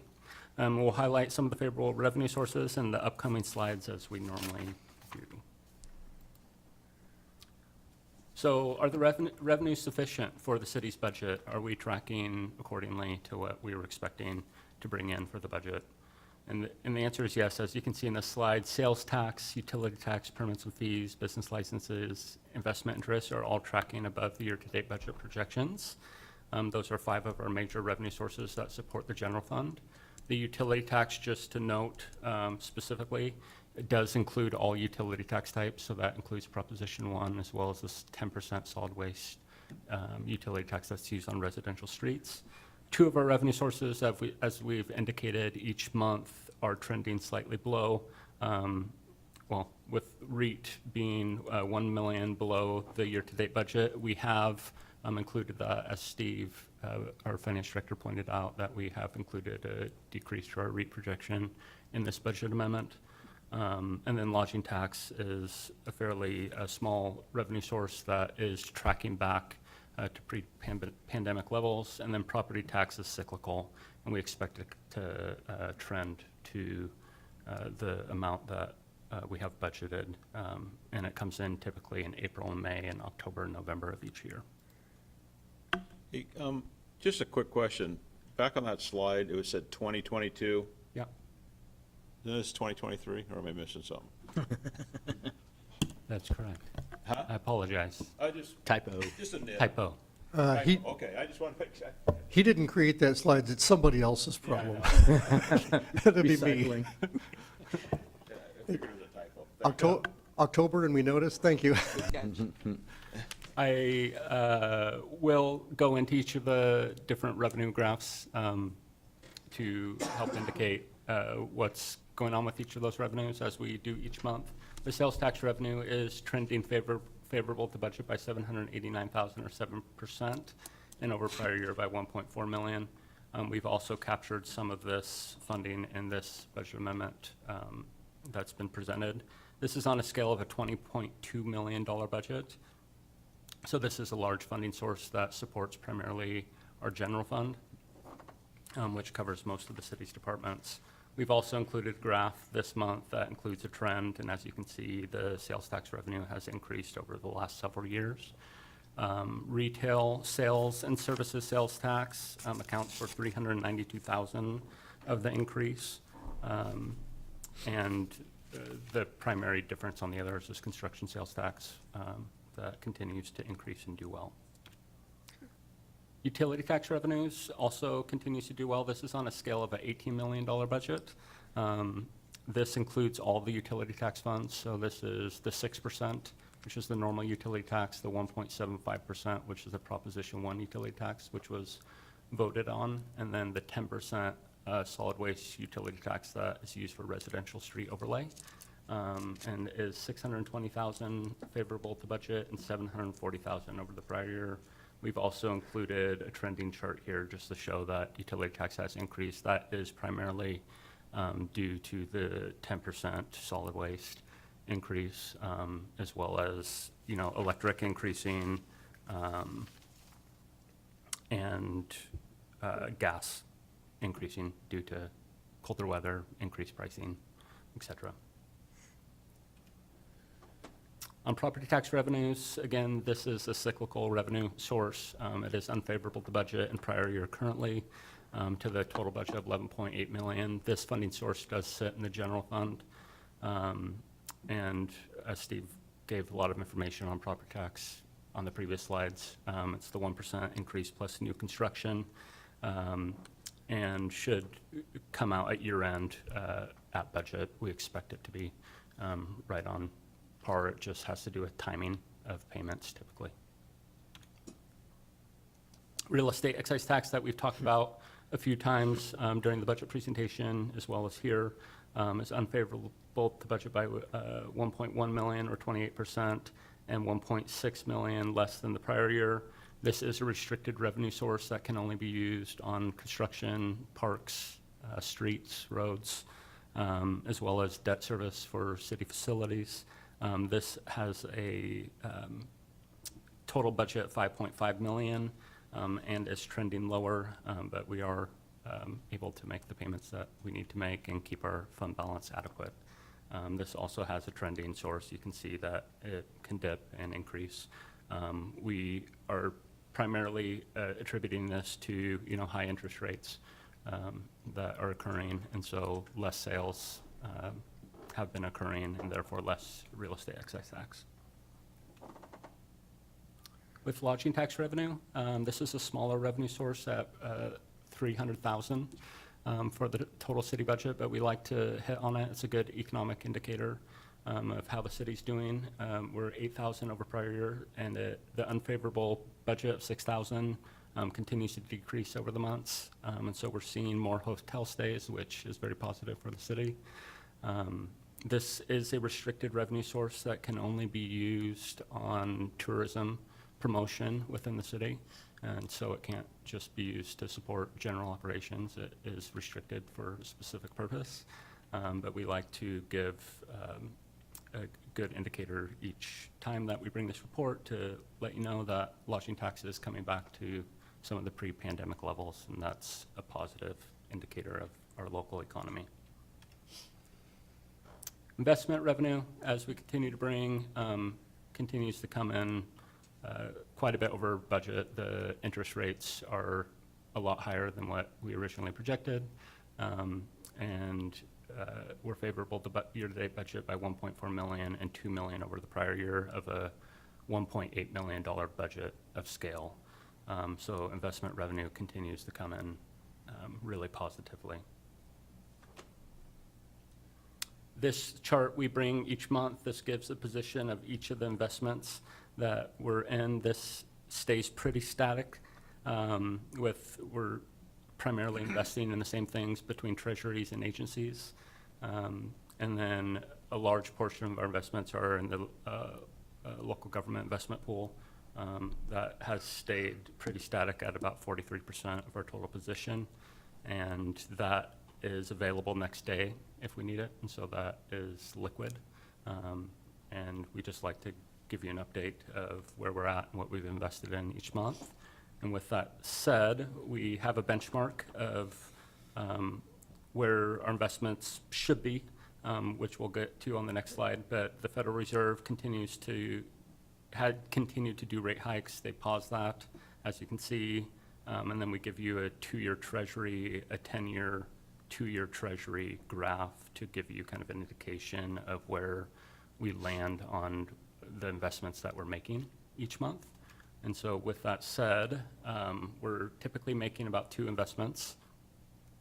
2 fall off, and then we make 2 more purchases. So 2 matured this year. So 2 from September, 1 at 1%, 1 at 4.93%. And then we purchased 2 at 4.31 and 4.04.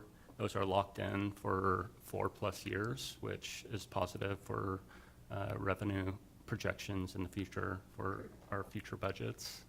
We'll have those rates locked in, and that will give us a good, solid revenue source for future budgets.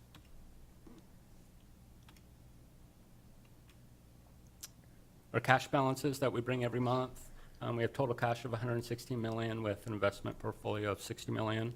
The graph below in the yellow section is used for our checking account. This covers our accounts payable expenditures, our payroll expenditures. We need to keep that real solid to make sure that we can cover our bills. And then the green section is our local government investment pool. That's what I was talking about. We can get access to that next day if we needed it. And then the section in blue is the investments of 60 million that we've been maintaining. This slide is new this month.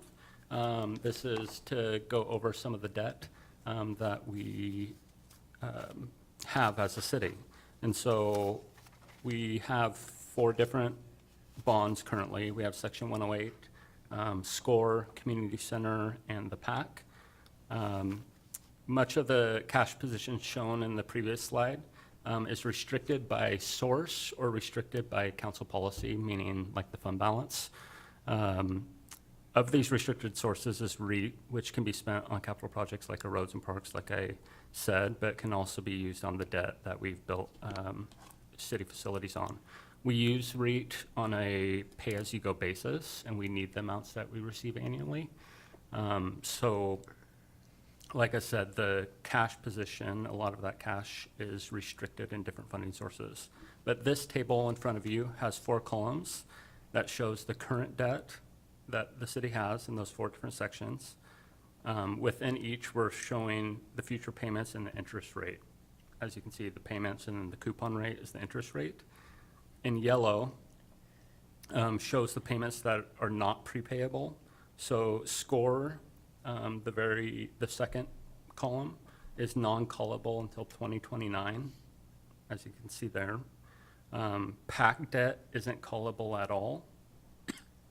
And the community center can be prepaid. However, the rate that you see that was just highlighted with the starting at the 2.375% is quite a bit lower than what we're earning on our investments. And so it makes sense to keep paying our debt payments from that perspective, as well as the idea that the cash that we have is restricted and we're using our REIT on a pay-as-you-go basis. And so we need that REIT in order to pay our annual debt as well as our annual capital expenditures for things like asphalt overlay and street and road projects and parks projects. So in summary, expenditures are within budget. Revenues are almost all favorable. We'll continue monitoring REIT and lodging tax just to make sure that we're tracking with what's occurring there. The cash balances, as you saw, continue to be strong. And investments, we're preparing for a rate drop in the future by locking in investments into the future. And so I would be happy to answer any questions. And that concludes my report. Thank you, Chase. Go ahead, Paul. Okay. A couple questions. If you can go back 2 slides on there, just so I can have that up real quick. One more. All right. My first question is, we had, I want to say permitting fees like 3 million. And I know when we saw an earlier presentation, it showed schools. How much of that was a one-time hit of the 3 for the 2 schools that were permitted out? Do you guys know? Like what? Like how much permit revenue did we bring in for the school projects? Just those 2 schools. They look like a I big don't number. know specifically how much we brought in. I think in September, we brought in, it was that 600,000 figure of total permit revenue within that month. We are accounting for the permit, we have budgeted the permit revenue that we're expecting to come in through the end of the year. And so that's accounted for balancing the general fund budget. So the budget that we had adjusted for was with the 2 schools being built, planned into it then? Does that make sense? I think we budget on a kind of a global basis. We don't have the ability to. So when we do the next budget, do we take in consideration potential buildings or just kind of what it feels like? We're kind of extrapolating the trend to budget. Gotcha. The next one was when it talks about business fees, business license fees. You guys have new monthly business license count. Is that just what business license came in, or is that new businesses that opened up in the city? That's new businesses. So that's not people who just renewed, that's actually brand new? That's the new report. Okay, sweet. And then my last one was on this one, if I understand correctly. The PAC is the section 108, and then the bond at the far right. Neither one of those can be paid off, even if the interest rates were completely different, or we would, better to pay them off. Those 2, anything in yellow cannot be paid off early? That's correct. Okay. but the stuff in white is the things that are available to be paid off. Yes, So SCORE, even though it's right, it's not until 2030 that we can actually, if we want to, pay off the loans. that's correct. And the community center is the only one that's open at this moment in time to just pay off and walk away from if necessary. That's right. Okay, that's all I have. Thank you. Council President? Oh, on the community center coupon, is it the percentage rate, is that the percentage rate for the bond issuance? Yeah, that's the interest That we're paying. that we pay.